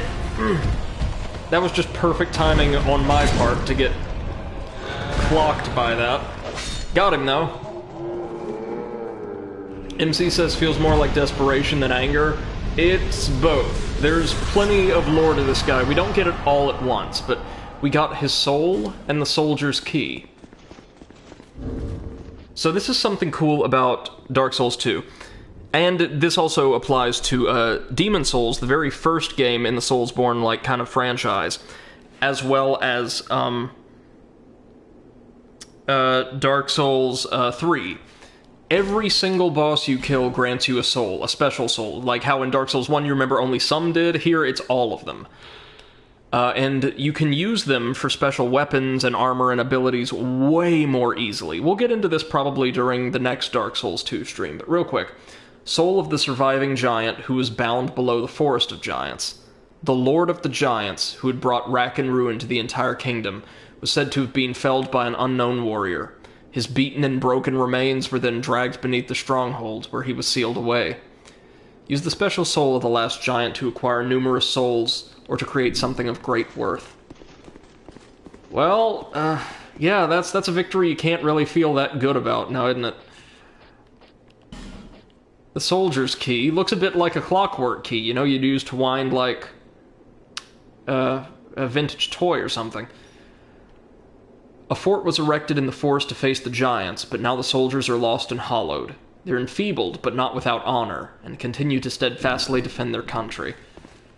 Well, there is admittedly way more of Drangleic left to defend than there was of Lordran, so that's fair, I guess. Now, that soldier's key...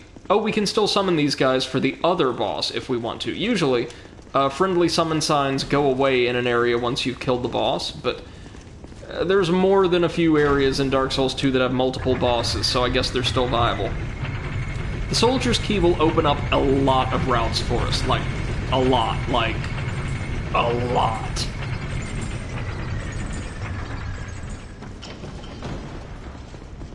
So, I really like the last giant as a fight.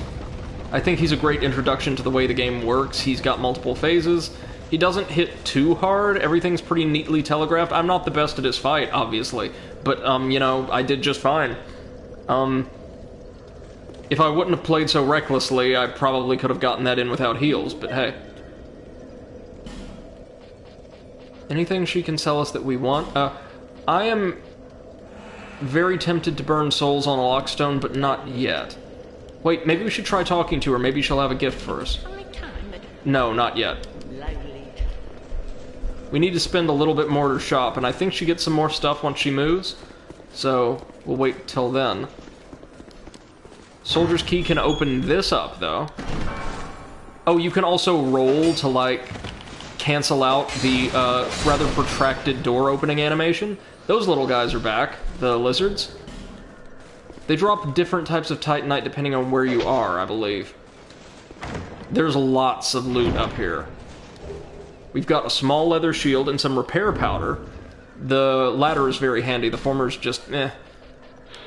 Small leather-covered shield, a particularly traditional type of small shield. Small shields are very light and easy to use, but not stable in attack. And it looks... honestly, kind of like a cookie that's come out a bit wrong, like a jammy dodger that's been in the oven too long. We'll stick with the blue wooden shield for now, thanks. Oh, this looks pretty powerful. We'll save this for last.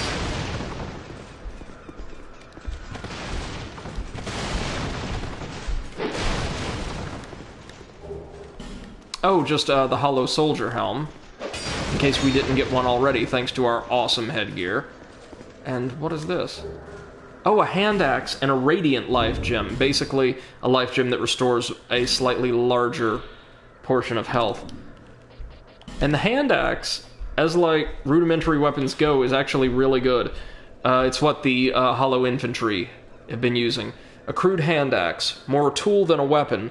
Its short range necessitates close range and therefore perilous combat. Does a respectable amount of damage, however, considering its relatively light weight. Yeah, and it's okay. MC says chop chop. Oh yes.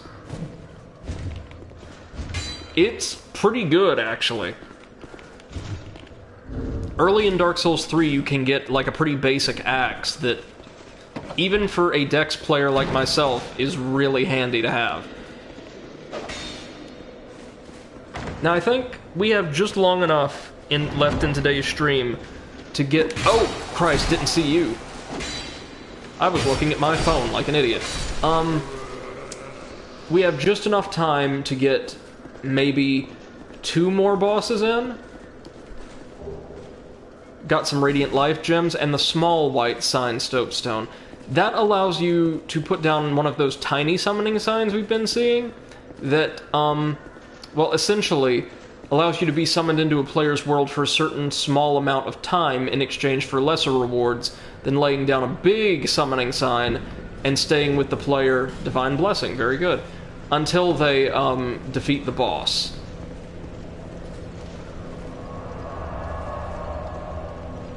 And she's gone.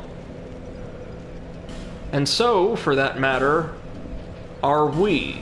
We're going back to Majula to level up, and to, I don't know, we've got that large Titanite shard, we can enhance the scimitar a bit further, maybe.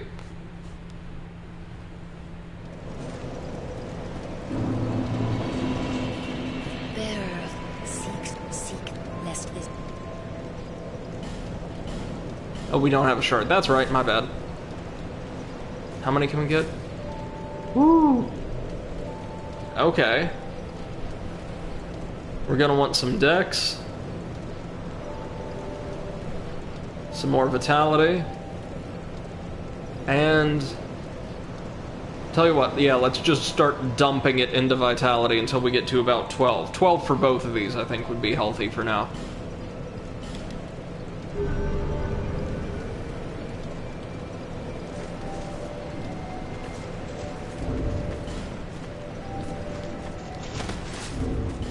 I'll have this before long to where, like, if we're wearing much lighter armor, we'll be able to do the fast roll. Or a really fast roll, I should say. Is it below 20% where you're, like, fast as lightning? I forget. No. It's like just light roll, medium roll, fat roll, I think.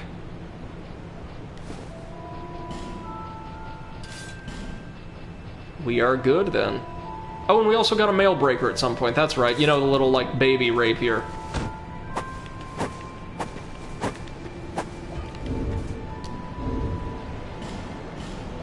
I quite like the new movesets for a lot of, or animations at least, for a lot of these weapons. I've given you up.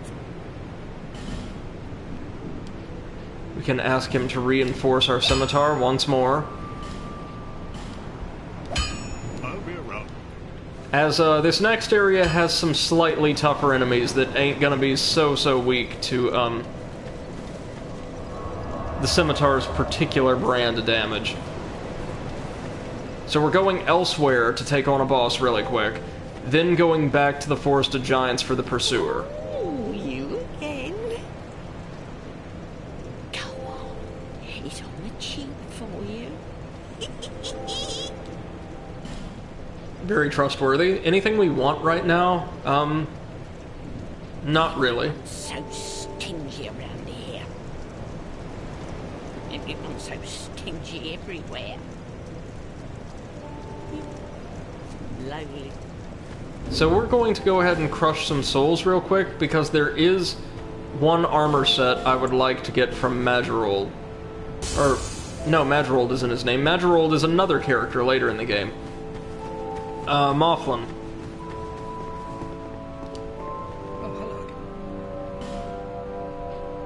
Oh, soon. Soon. And it is the Falconer set. Oh yeah, and he does sell, a clean, new version of the Hollow Infantry set, in case you're interested.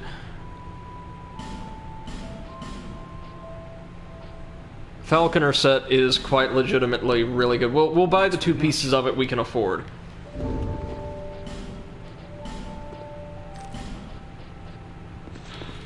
Armor worn by the Volgan Falconers. Domestic Volgan soldiers are infamously timid, so it's no wonder that this fierce band of mercenary falconers was hired to compensate.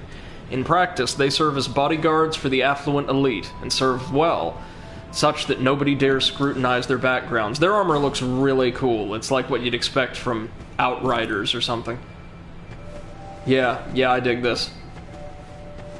Still looks silly with the monocle, but It's also extremely light armor for what it is. I think, right? Yeah. Yeah, pretty light. Is Kale back yet? Or maybe... No, there's something else we have to do first. Maybe. Notice, though, there is now a flame burning here. Yes, yes, this is a magic map. And one the full significance of which is probably obvious, but will definitely be made obvious as we carry on.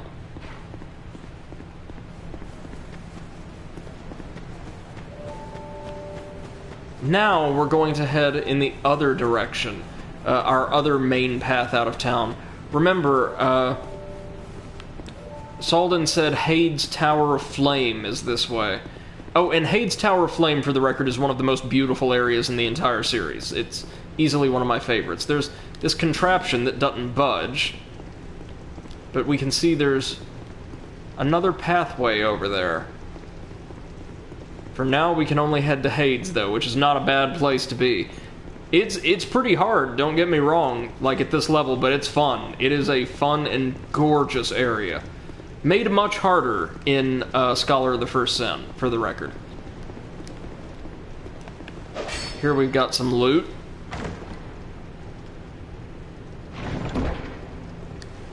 The Crimson Parma, which is a small wooden shield, I want to say? Yeah, not quite as good as what we have. A standard wooden Parma. The fancy name and nifty paint are surely a merchant's efforts to make this very ordinary shield more attractive. That looks decent enough. Like something you'd see in For Honor, maybe. Remember For Honor, that very strange, like, medieval combat game that really should have had more of a campaign and single-player experience to it? So we got another floodgate here. One we have to open from up here, I believe. Yep, using this chain. Well, it may have been a floodgate at one point, anyway. This is not a sewer level, don't worry. Just a nice little transitory passage. Lever ahead, well, I see that.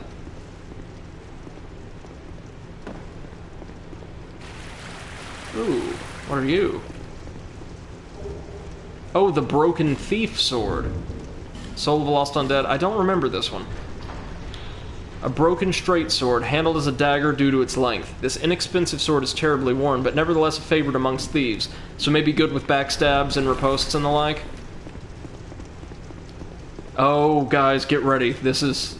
Oh, just another beautiful vista. Welcome, friends, to Hade's Tower of Flame. As you can see, it doesn't exactly make sense looking around us that we were able to access this place from Majula. It doesn't even look like it's part of the same landmass, right? Or it's unlikely so. This is the first major instance we'll see of us going places that physically we probably shouldn't be able to, or that don't connect to other areas in sensible ways. I think that has to do with the whole time and space travel thing, though. So, these guys, the despondent, like, white-armored knights, are Hade Knights. They are this game's equivalent to the Black Knights, and in the default game, one of them would have been waiting, all sullen like this, at the base of that tree in the Forest of Giants entry courtyard. They do absolutely nothing save attack you if provoked, and they have a good likelihood of dropping some really, really solid, like, armor-piercing gear with special buffs if you kill them. We're going to come back for them after we reach our first bonfire over there, which is on the other side of what are just called the Old Knights, these massive giant soldiers. Now, I always have to learn their patterns again. They're not as tough as they look because they are literally so old, all of their armor is kind of oxidized. So it's very frail, and so are they, but man, they hit hard. This is a very beautiful, kind of serene-looking area. And kind of shows you the majesty that these areas once boasted. I mean, it still looks beautiful, right? We're gonna go ahead and rest at this bonfire, take down the old knight again. He won't be too much of a problem. Hopefully. Yeah.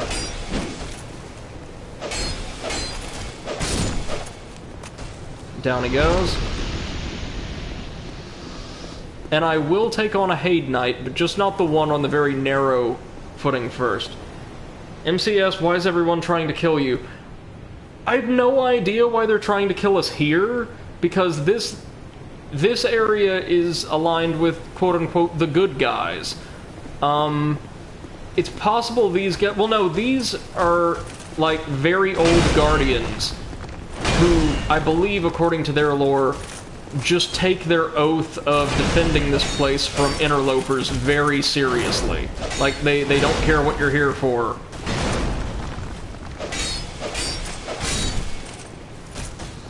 The mace varieties are far more dangerous. Or the mace variety, I should say. Really? Really now? Ugh. Another human effigy and some cash, hey. Now, this area's boss arena, or its first boss arena, has a little bit of a special gimmick going on.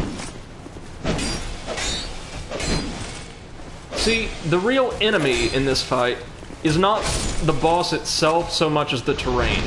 In fact, you can see the boss arena right over there. See? That little, like, circular arena at, inside the tower there?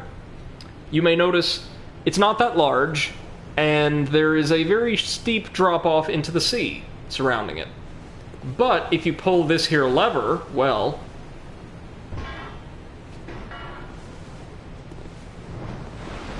you get a little bit more room to maneuver. There's a couple of these switches you can find, or levers you can find and pull, to make the arena more or less perfectly safe for you, which is a good thing, because, again, while this boss is far from, like, the most challenging, as a physical combatant, they specialize in broad, sweeping attacks that'll have you dodging all over the place.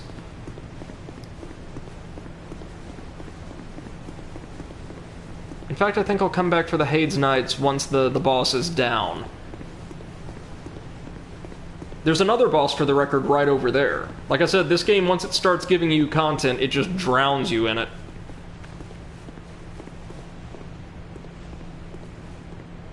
This variety has a great shield, or a great sword, I want to say. Come on, please. Ooh, that actually does really good damage against you. Ooh, ouch, ouch, ouch. Now the next two enter the fray.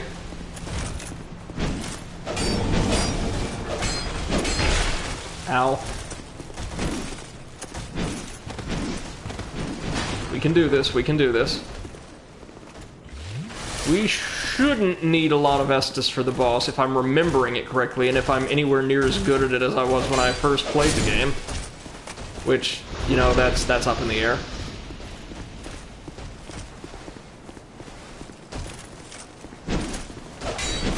Ow! Got me on the backswing. Nice.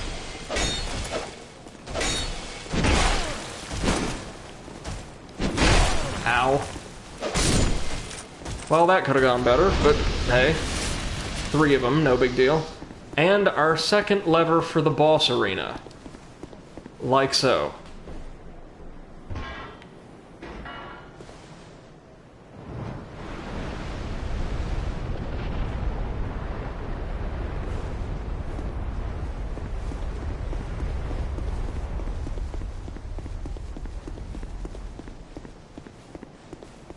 Soon. Soon. MC says, kind of reminds me of a question Asiyoshi, that'd be one of your characters, asked one of the wisest people in existence. He asked, what is peace?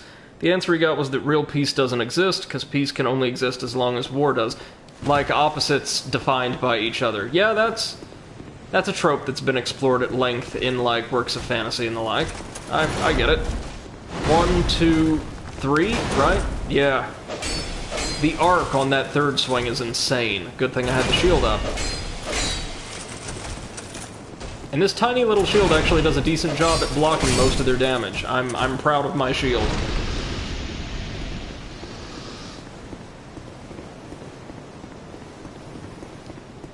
Now, is that it? Did we raise all of the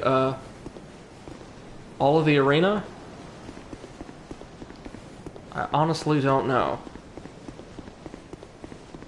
We hit the one there and the one there. Let's take a look at the boss arena real quick. Yeah, looks like it.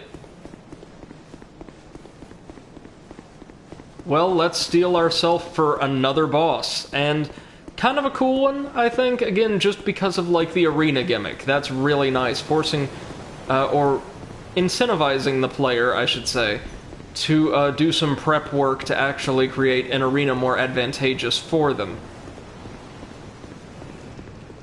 So prepare to meet one of Vendrick's most loyal knights.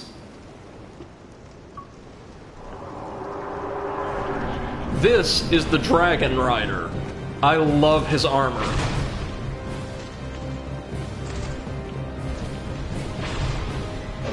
He doesn't have the most health in the world, but again, if we didn't have, like, the entire arena available to us, the attacks from that halberd would definitely send us scrambling all over the place, quite dangerously so. He himself, though, is far from the hardest fight. Easier than the last giant, I would say. See, I got no problem with lots of bosses being dudes in armor if the dudes in armor look this cool or this distinct.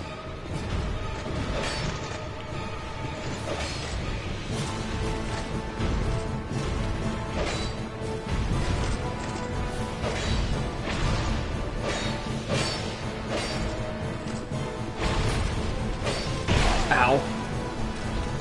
Yeah, see though, if we just had that little circular arena to begin with, I would not be able to just kind of cheese him like this. And down he goes. MCS, do you get anything special for not triggering the arena's layers? Aside from a tougher fight, no. Unfortunately not. And we get the Dragon Rider soul, which has a lot of potential.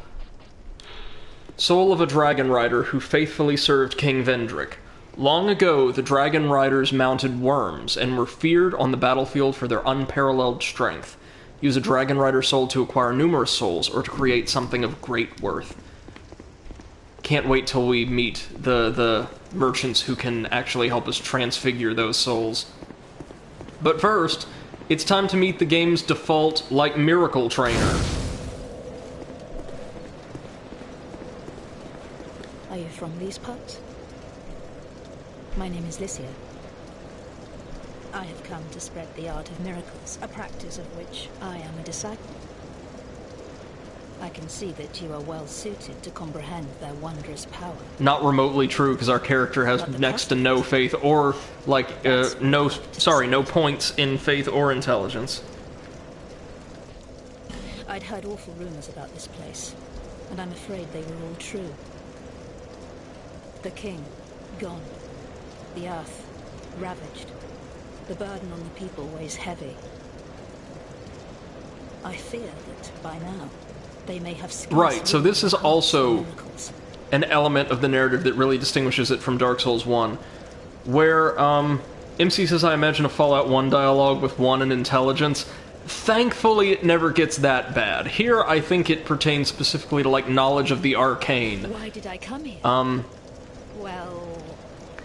And in fact, I think, like, in Bloodborne, it might be.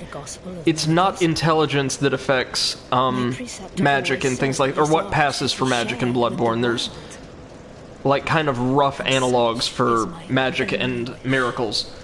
I think it's... might be called arcane or esoteric or something. I could be wrong. But in this game, unlike in the first game where everybody knew what happened to Lord Gwyn, that he went valiantly to link the fire himself, sacrifice himself, to perpetuate the golden age of fire. King Vendrick's just gone. Nobody has any idea, or few people have any idea where he is. He just disappeared one day. I expected this cathedral to be bustling. but there's hardly a soul to be found here. Without any goings-on, I'll have to move soon, to a place I could gull them. Right, so we've seen enough hints to it to this extent thus far, so I'm just going to spell it out for you. Lycia is a con artist. She stole, essentially, a ton of miracles, and is perfectly capable. She is a capable, like, spellcaster in her own right, but she is not like a legitimate cleric. She's just selling these to anybody who believes they're powerful enough. Hence why she told us that we had the innate power to use miracles, when actually our character kind of doesn't.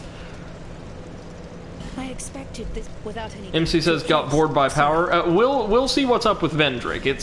It's not quite a Gwen situation.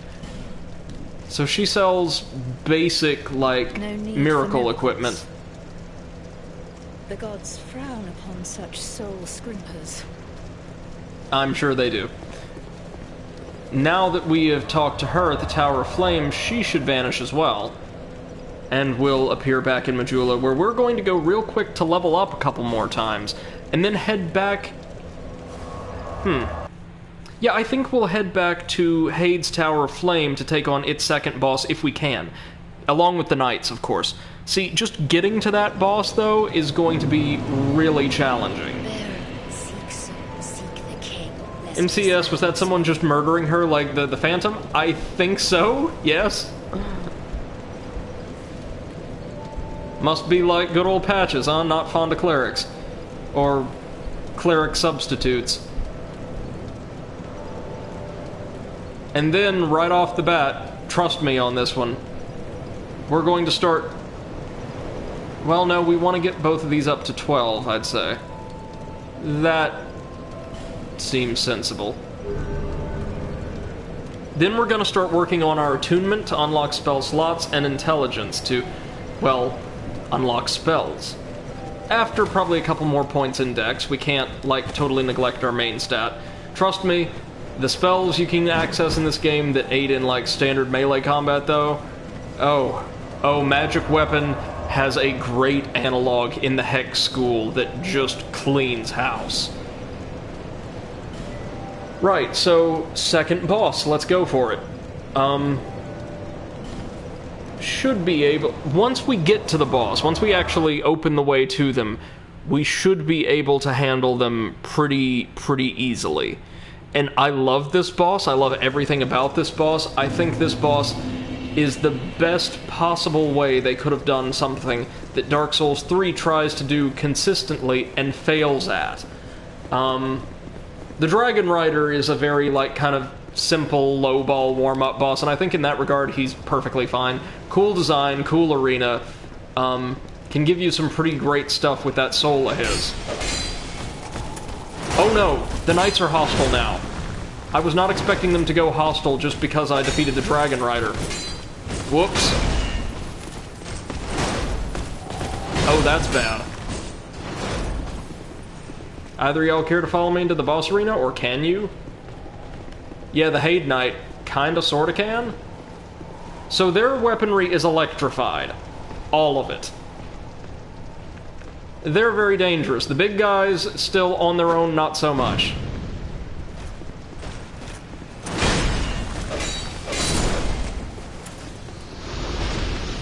Hade Knights, though, yeah, these guys are dangerous, or they can be. Now, can I backstab you? Maybe, kinda, sorta? Yes, I can, actually. Haha. Ooh, speedy. Got anything for me?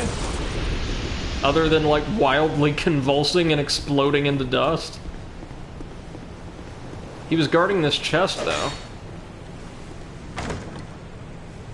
Might be something nice in here, hey? The Ring of Binding. Oh! Oh, this is a must. Ring of Binding. Limits HP reduction when hollow. An unusual ring of unknown origin limits the wearer's HP reduction while hollow. Alas, this ring will not make you human. What is lost is not easily retrieved. Yeah, for now, maybe. but that's going to help us out, and since we don't have any better rings to throw in that slot, we're gonna use it.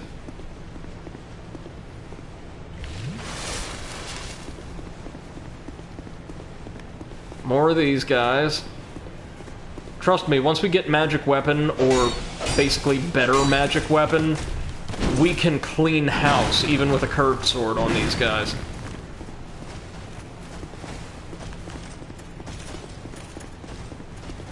Come on, fellas, just need to get around you up to the cathedral.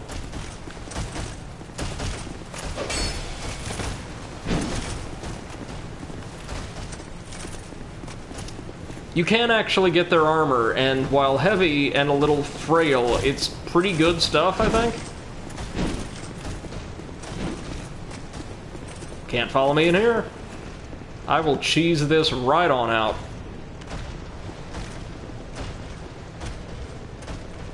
Oh no, you can follow me in here. Well, one of you can anyway.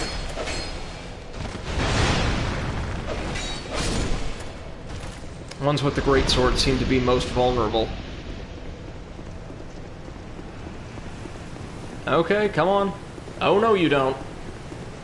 No, no, no, no, no. Oh, what's the Haid Knight doing coming over here? Alright.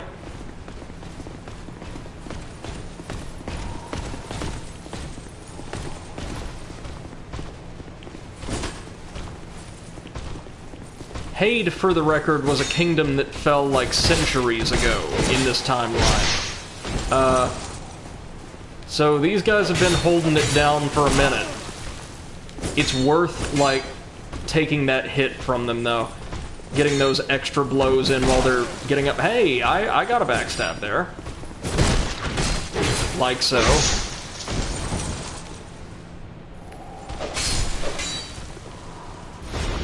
Nothing? Oh, that's a shame. Really want some of that gear. We'll use a couple life gems, no big deal.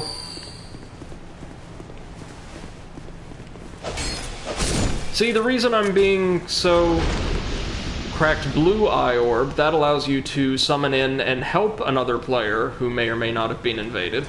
The reason I'm being so, like, nervous about getting to this next boss is because Scholar of the First Sin added a special non-respawning enemy just outside the boss gate that absolutely was not present in the base game. Getting to this boss in the base game was really easy. We need to use one of those blue eye orbs, by the way, if we want to access the Blue Sentinel Covenant anytime soon. You could probably see our brand new best friend over there in the distance.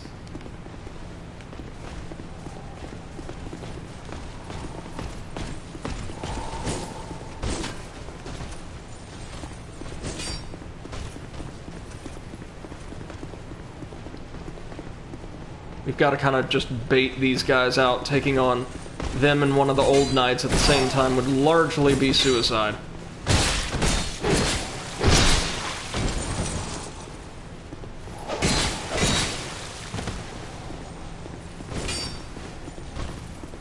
As you can see, something about their movement isn't quite right. Everything from their stance to their moves seem a little jerky and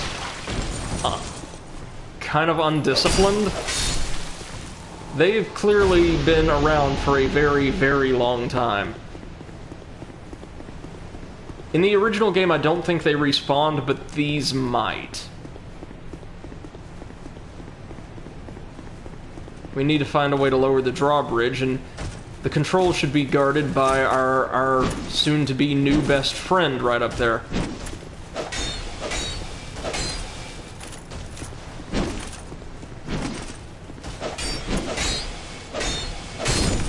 There we go. Another orb. I might use one of these off-stream just so we can join the Blue Sentinel Covenant, like, properly. You know, once we're a slightly less squishy character. So yeah, first off, we've got a Haid Knight with a pike.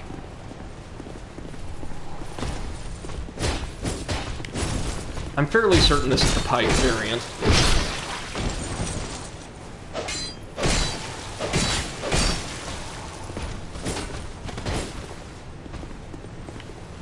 They are fairly sprightly fighters.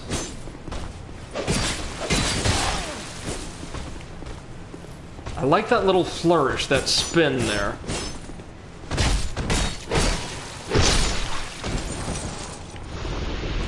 They do give us a fair amount of souls, so, yeah. About that fight. About that fight I really didn't want to do, but have to do if I want to fight the next boss.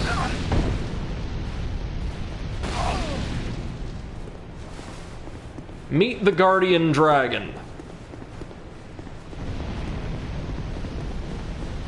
So, in the original, you never meet Guardian Dragons until effectively the tail end of the entire game. Here, they just throw one out, I don't know, just 'cause.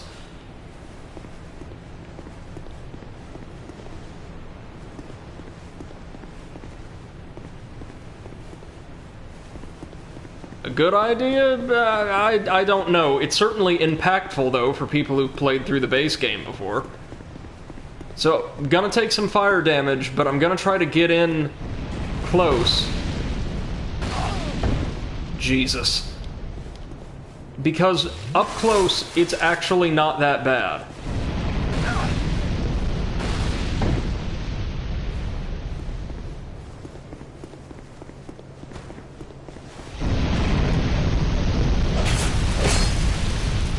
Really tough, but not that bad. And not... I don't think, like, from this game on, you don't get, like, special stuff for severing tails. I don't even know for certain that you can.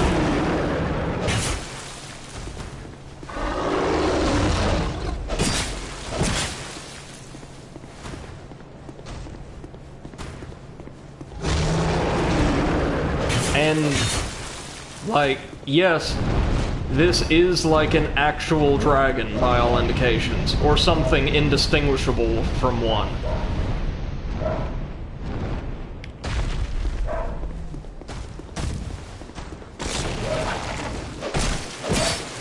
Sorry about the dog, once again. It's been very, very active the past few days, for whatever reason. Well, we got him. Good.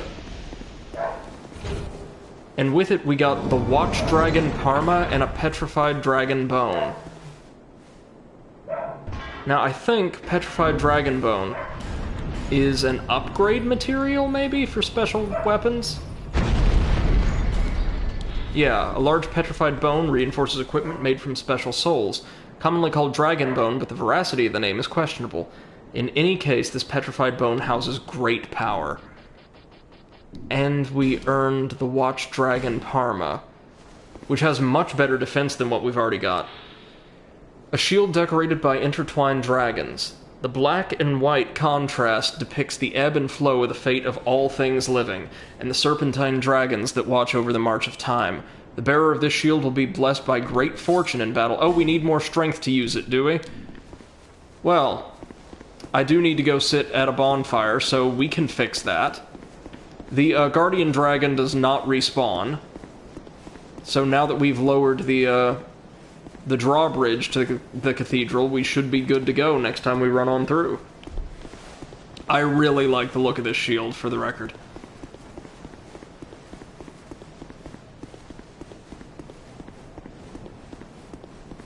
Oh, and get ready for this next boss. It is legitimately one of the cooler moments in the early game. Like, my first playthrough, my first time through, I was like, what? It's trickier than MC says, no tail weapons, but cutting the Rotten's arms off has a reward. I'm aware of that, yeah.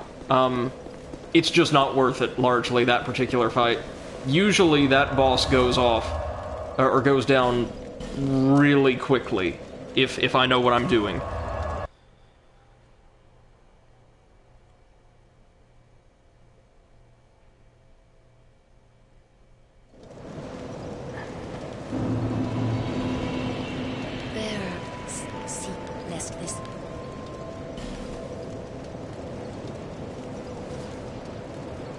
Alright, so we're going to need a little bit more strength.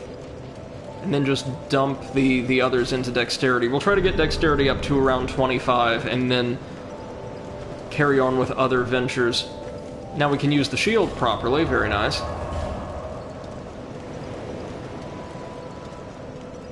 And I may start at Hade's Ruin and just fight my way to the cathedral, running past, like, the old knights in the courtyard. Or in the tower.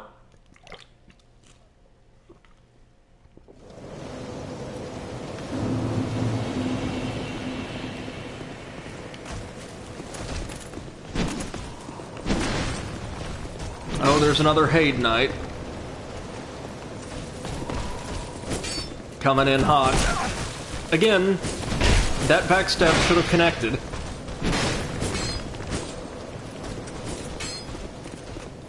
The animations for those can get a little finicky here.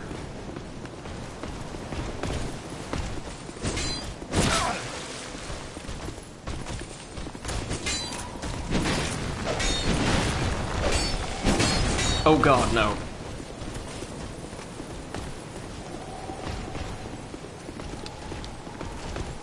This was another one of those areas that was much, much easier in the original release. Because, you know, like, early game. This was almost... This is comparable to, like, Zelda's, or Ocarina of Time's Master Quest, in my eyes. And yeah, the Hade Knights do respawn. Good.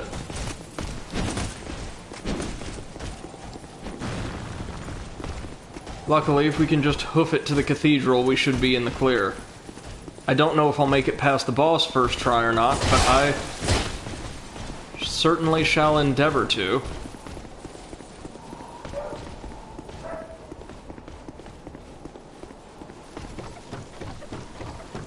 Nice, imposing sort of edifice here, right? Welcome to the Cathedral of Blue.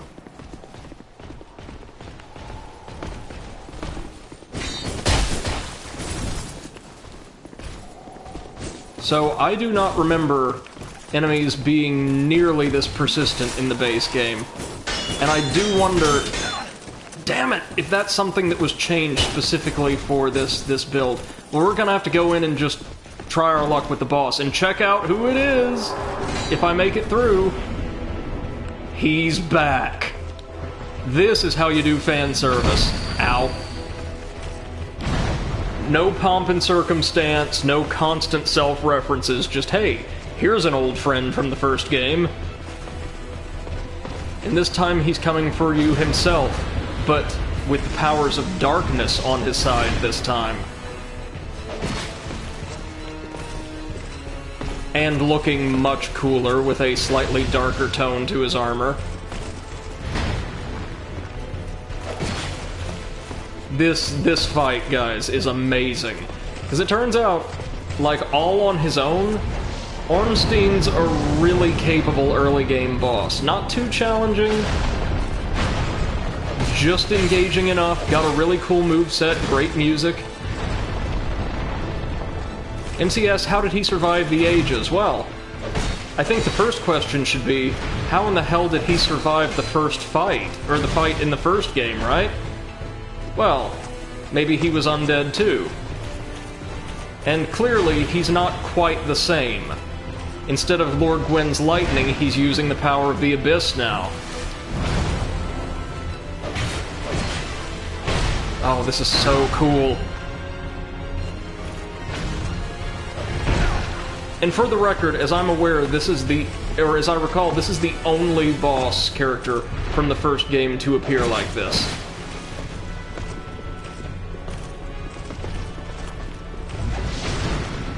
And they changed his moveset up just enough to keep it, you know, largely original. Or, I'm sorry, just from feeling like a complete rehash, I should say. I love his armor so much, especially with, like, the, grays and blacks in place of, like, the golds.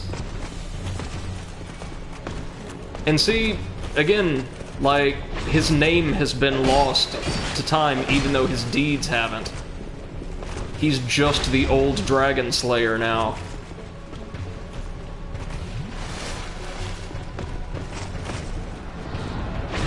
Ooh! Ooh, whoops. Should have strafed in the other direction. Looks like he has super armor during that charge, or during the recovery.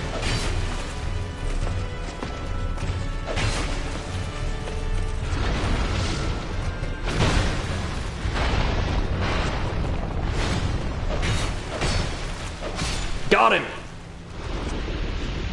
Rest well, old friend. I think you actually came closer to killing me that time than you did with your buddy.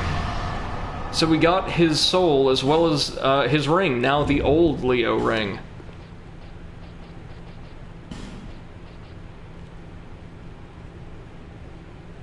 Strengthens thrust weapon counterattacks. MC says don't come back in the third game. Well, remember what I said about how the third game really likes direct, on-the-nose, very telegraphed references to Dark Souls 1?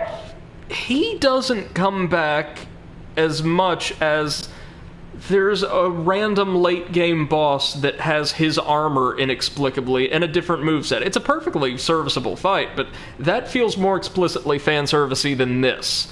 I quite like the idea of early on in this game, especially after you're coming off of Dark Souls 1, here is one of the few relics from that age that somehow survived, someone you fought before, and they throw them at you early in the game, you can conquer them, and it's like, wow, not only am I learning, but this guy is like small potatoes compared to whatever else the game has in store for me. And it's just cool to see someone like that again when every other character in the game isn't like just an explicit callback to Dark Souls 1, as unfortunately a whole lot of characters in Dark Souls 3 are, and a whole lot of areas are, and weapons and armor are, and just ugh.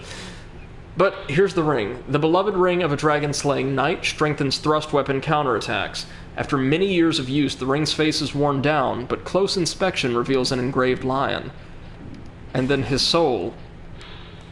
The old dragon slayer is reminiscent of a certain knight that appears in old legends.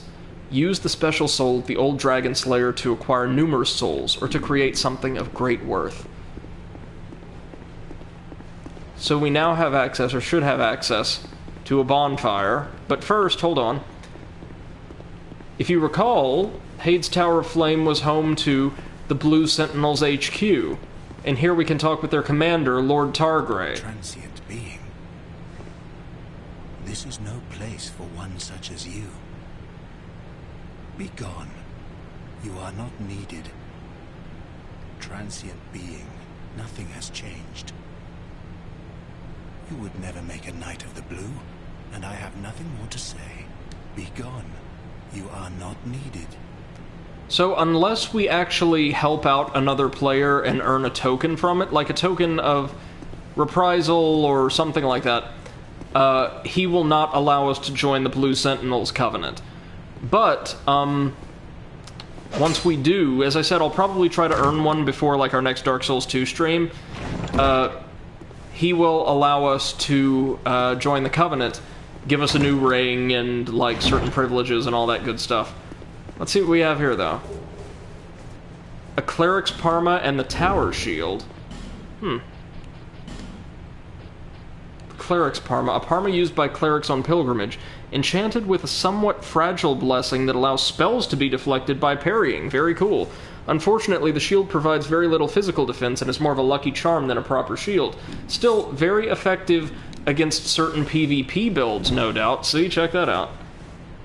MC says another theory is that the Ornstein in the first game is an illusion. I know that theory, I don't think I really buy into it, though. Because at the very least, Smough is definitely real. And, you find evidence of him having been there, like, in Anor Londo to the last, later on in the series. And we get the Tower Shield right from the jump. This is, the Berenica Knight shield, basically, with a different design. Very heavy and requiring great strength to handle, but provides excellent defense. One requires strength to handle a great shield, but they're very stable. In battle, one fights using shield bash instead of parrying. Look at how beautiful the Dark Souls 2 Tower Shield is, huh? Check that out. This is like Solaire on crack right here. That's the good stuff. But, of course, we can't use it. Yet. Now, we do get a complimentary bonfire with taking Ornstein down once again, down in the basement of the cathedral, along with these 3 statues that act as transportation to dueling grounds, so special PvP arenas for the Blue Sentinels. Cool stuff, but we won't be checking that out quite yet. Now for our last order of business for the day. This is going to be the hardest one we tackle all day. I'm going to go try to square off against the Pursuer. And the Pursuer, out of the 4 combatants we've seen today, will easily be the most capable. He's legitimately a very, very good fighter. Do we have any shards? We don't. Okay. How many times can we level up now? Quite a few, once again. Let's give Dex a couple more.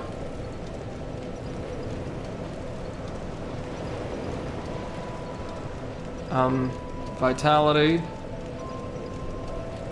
And dump the remaining couple into intelligence. Start building that up.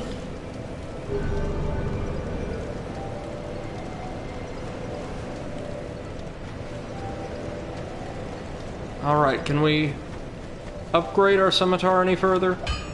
Yet? Equipped, can we strengthen my girl? Now, even you? Okay, nothing force. Alright. No, we need 2 large Titanite shards. And he does not sell them, does he not? No, just regular Titanite. Okay. Any better weapons? Well, he does sell a falchion, which has better scaling. And a rapier, which has better scaling. And how poor is the scaling on my scimitar, exactly?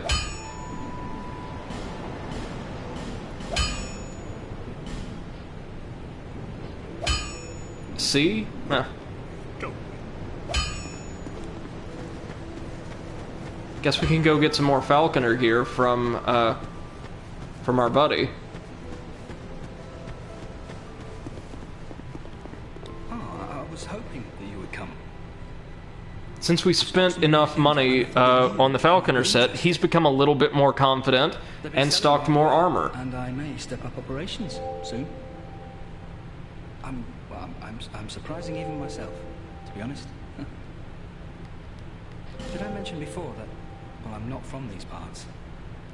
See, he thinks he's doing great business, and, like, lots of people are stopping by his store. He's unaware that we're, like, his only customer, poor guy. At first, but over time, things started to turn my way.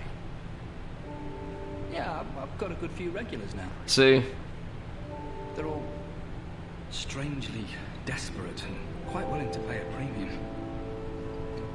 I feel really, really bad for him. Come back. I try not to think about it. Have you seen that warrior lugging that giant blue sword about? Not yet. I'm no expert, but it appears to be a fine specimen. The monstrous thing has a peculiar design, quite unlike anything found in Vulcan. If you should speak to him, would you ask him if he won't sell it? That sounds pretty familiar, doesn't it? A giant blue sword. I could offer quite a price. As you can see, he now offers a couple new armor sets, including the Elite Knight set from Dark Souls 1's cover art, I believe, and a totally whole variant of the Royal Soldier armor, which, trust me, looks really, really cool. It's just also quite expensive. We'll buy the falconer gloves while we're here.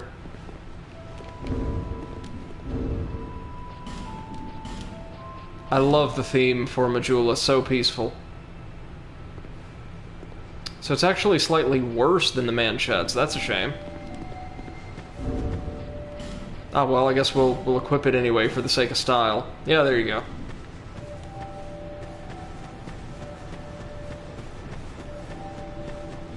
Lycia's down in the tunnel, if you're interested. We'll be seeing more of her later, but right now we have business with the Pursuer. This can only end well. To the Cardinal Tower. MC says one thing I like more about our survival tabletop campaign is that we find traces of an old civilization that left things for the next survivors to make it. Knowing that it's both for us and not for us in particular is an interesting feeling. Yeah, definitely. Like your pieces on a game board, basically, for those more knowledgeable or experienced than you. I get you.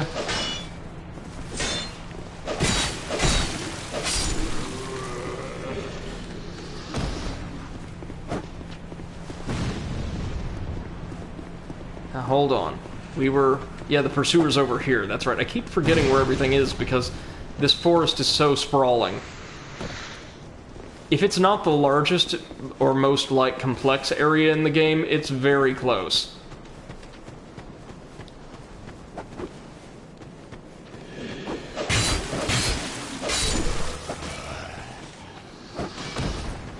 Getting some good souls from the Hollow Soldiers. Ooh, that got real close.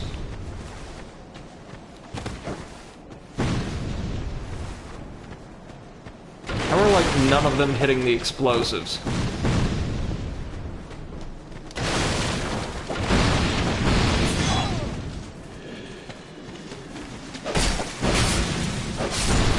More of that great AI these poor soldiers exhibit, and it only seems to be them, doesn't it? I've got no idea what that's about, but again, hey, not complaining. So the pursuer should be in here, past just a couple guards. This is a royal swordsman, like a commoner guardian of Vendrick's house. They've got pretty cool, actually really solid armor. Not the flashiest in the world, but, like, has great stats for what it is. Oh, and they wield flamberges, I believe.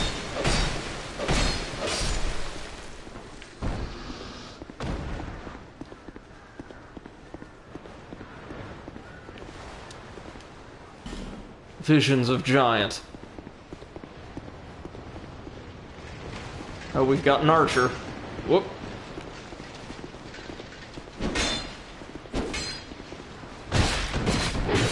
As you can see, like, Drangleic, just based off of the type of arms and armor and architecture we're seeing, seems to be a bit more advanced than Lordran ever was, and generally less reliant on magic. It seems to be a more... MC says, this is the first time I ever hear Flamberge spoken in English. I'm probably not pronouncing it totally on the... like totally correctly, but... yeah, it's a sword you can get only in Dark Souls 2, I want to say. It might be in the third one, but I'm pretty sure it wasn't in the first. So that one guy dropped a common fruit, which temporarily boosts our poison resistance. A spotted fruit, this common fruit has no taste, but when facing a true test of metal, its benefits could make the difference between life and death. Ooh, very true.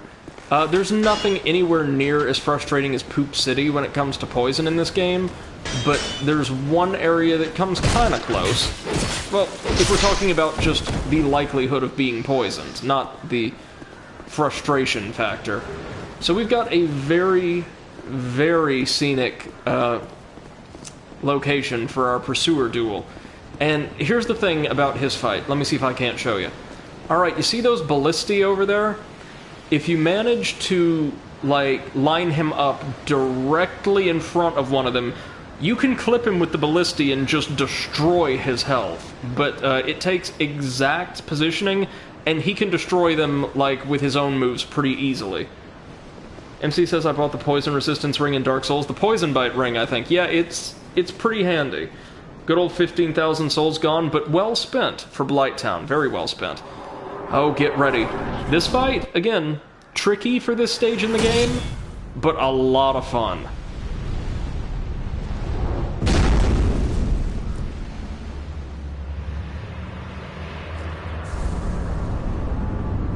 So the general idea here is you want to block as many of his attacks as you can, or I do anyway, it's the way I like to do it, and just hope that his combo finishers and other big moves, due to the height differential, since he is both large and kind of levitates, will go sailing over your head.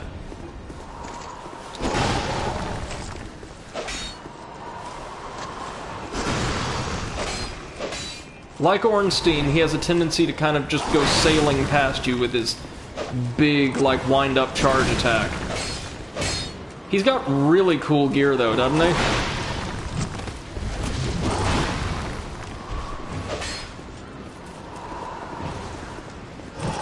We definitely want to dodge that. That is effectively a grab attack that will, not only nearly kill you, but it will power him up, I believe.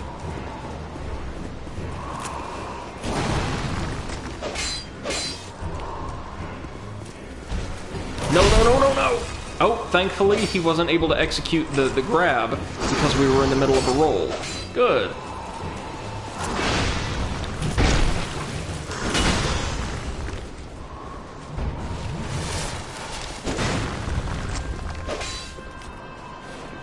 This is an awesome fight, and one that...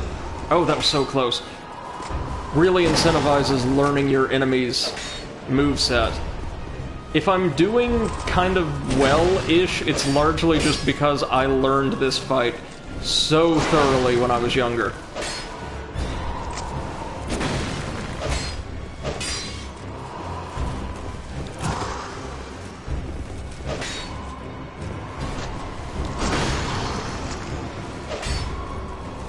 MC says, observe, observe, poke. That's my boss fight strategy for this series, or like Souls-likes in general, but with him, definitely.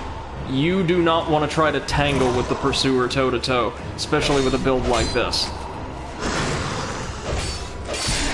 Down he goes. Now, that was actually a really tough fight for me, my very first time trying to take him on. But we got his soul in addition to a special ring, a ring I quite like, actually. So we have the soul of the Pursuer, who lurks in Drangleic. The Pursuer who seeks the bearer of the sign will not rest until his target is slain. So he is like a special kind of otherworldly knight who specializes in hunting down the undead. Anybody bearing the dark sign, for whatever reason. And he dropped a ring I'm going to equip right now in place of the Ring of Binding, the Ring of Blades, which increases your physical attack. The Ring of Blades is modeled after the Mad Knight of Alken's weapon of choice, increases physical attack. The kingdoms of Alken and Ven long ago flourished on these very grounds. They were both founded by the same man, but were reduced to rivalry and spite. We're going to be visiting the remains of both kingdoms, specifically as part of Covenant content later on. Here you can see we've got another giant.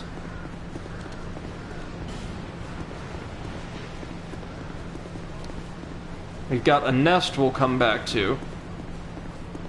And if it's still like it was in the original release, we have some loot down here. Yes, yes.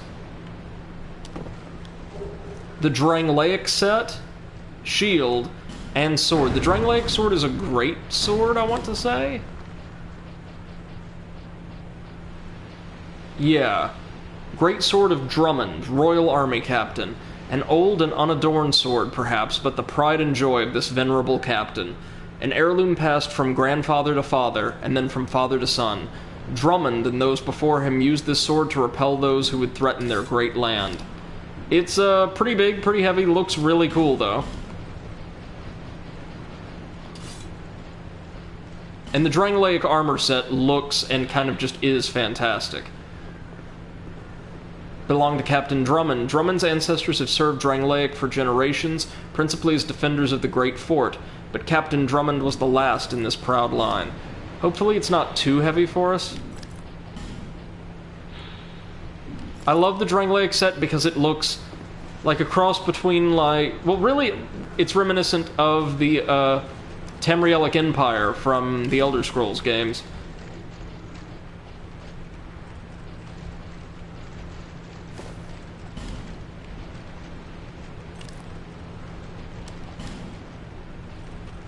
The Drangleic shield is just a nice kite shield. Even with its embossing terribly worn, the shield exudes pride and authority. And yeah, we don't have the strength for it, of course. Captain Drummond was a pretty tough guy. But, it's a very solid, like, kite shield when we do have the strength to wield it.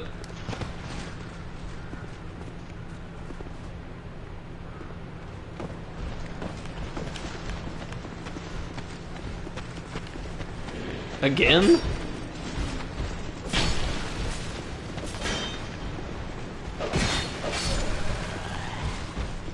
These poor soldiers just can't quite get it right, can they?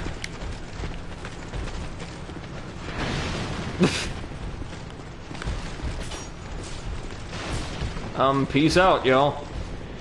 There's one last thing we have to do before we cut the stream for the day, and that is investigate that bird's nest.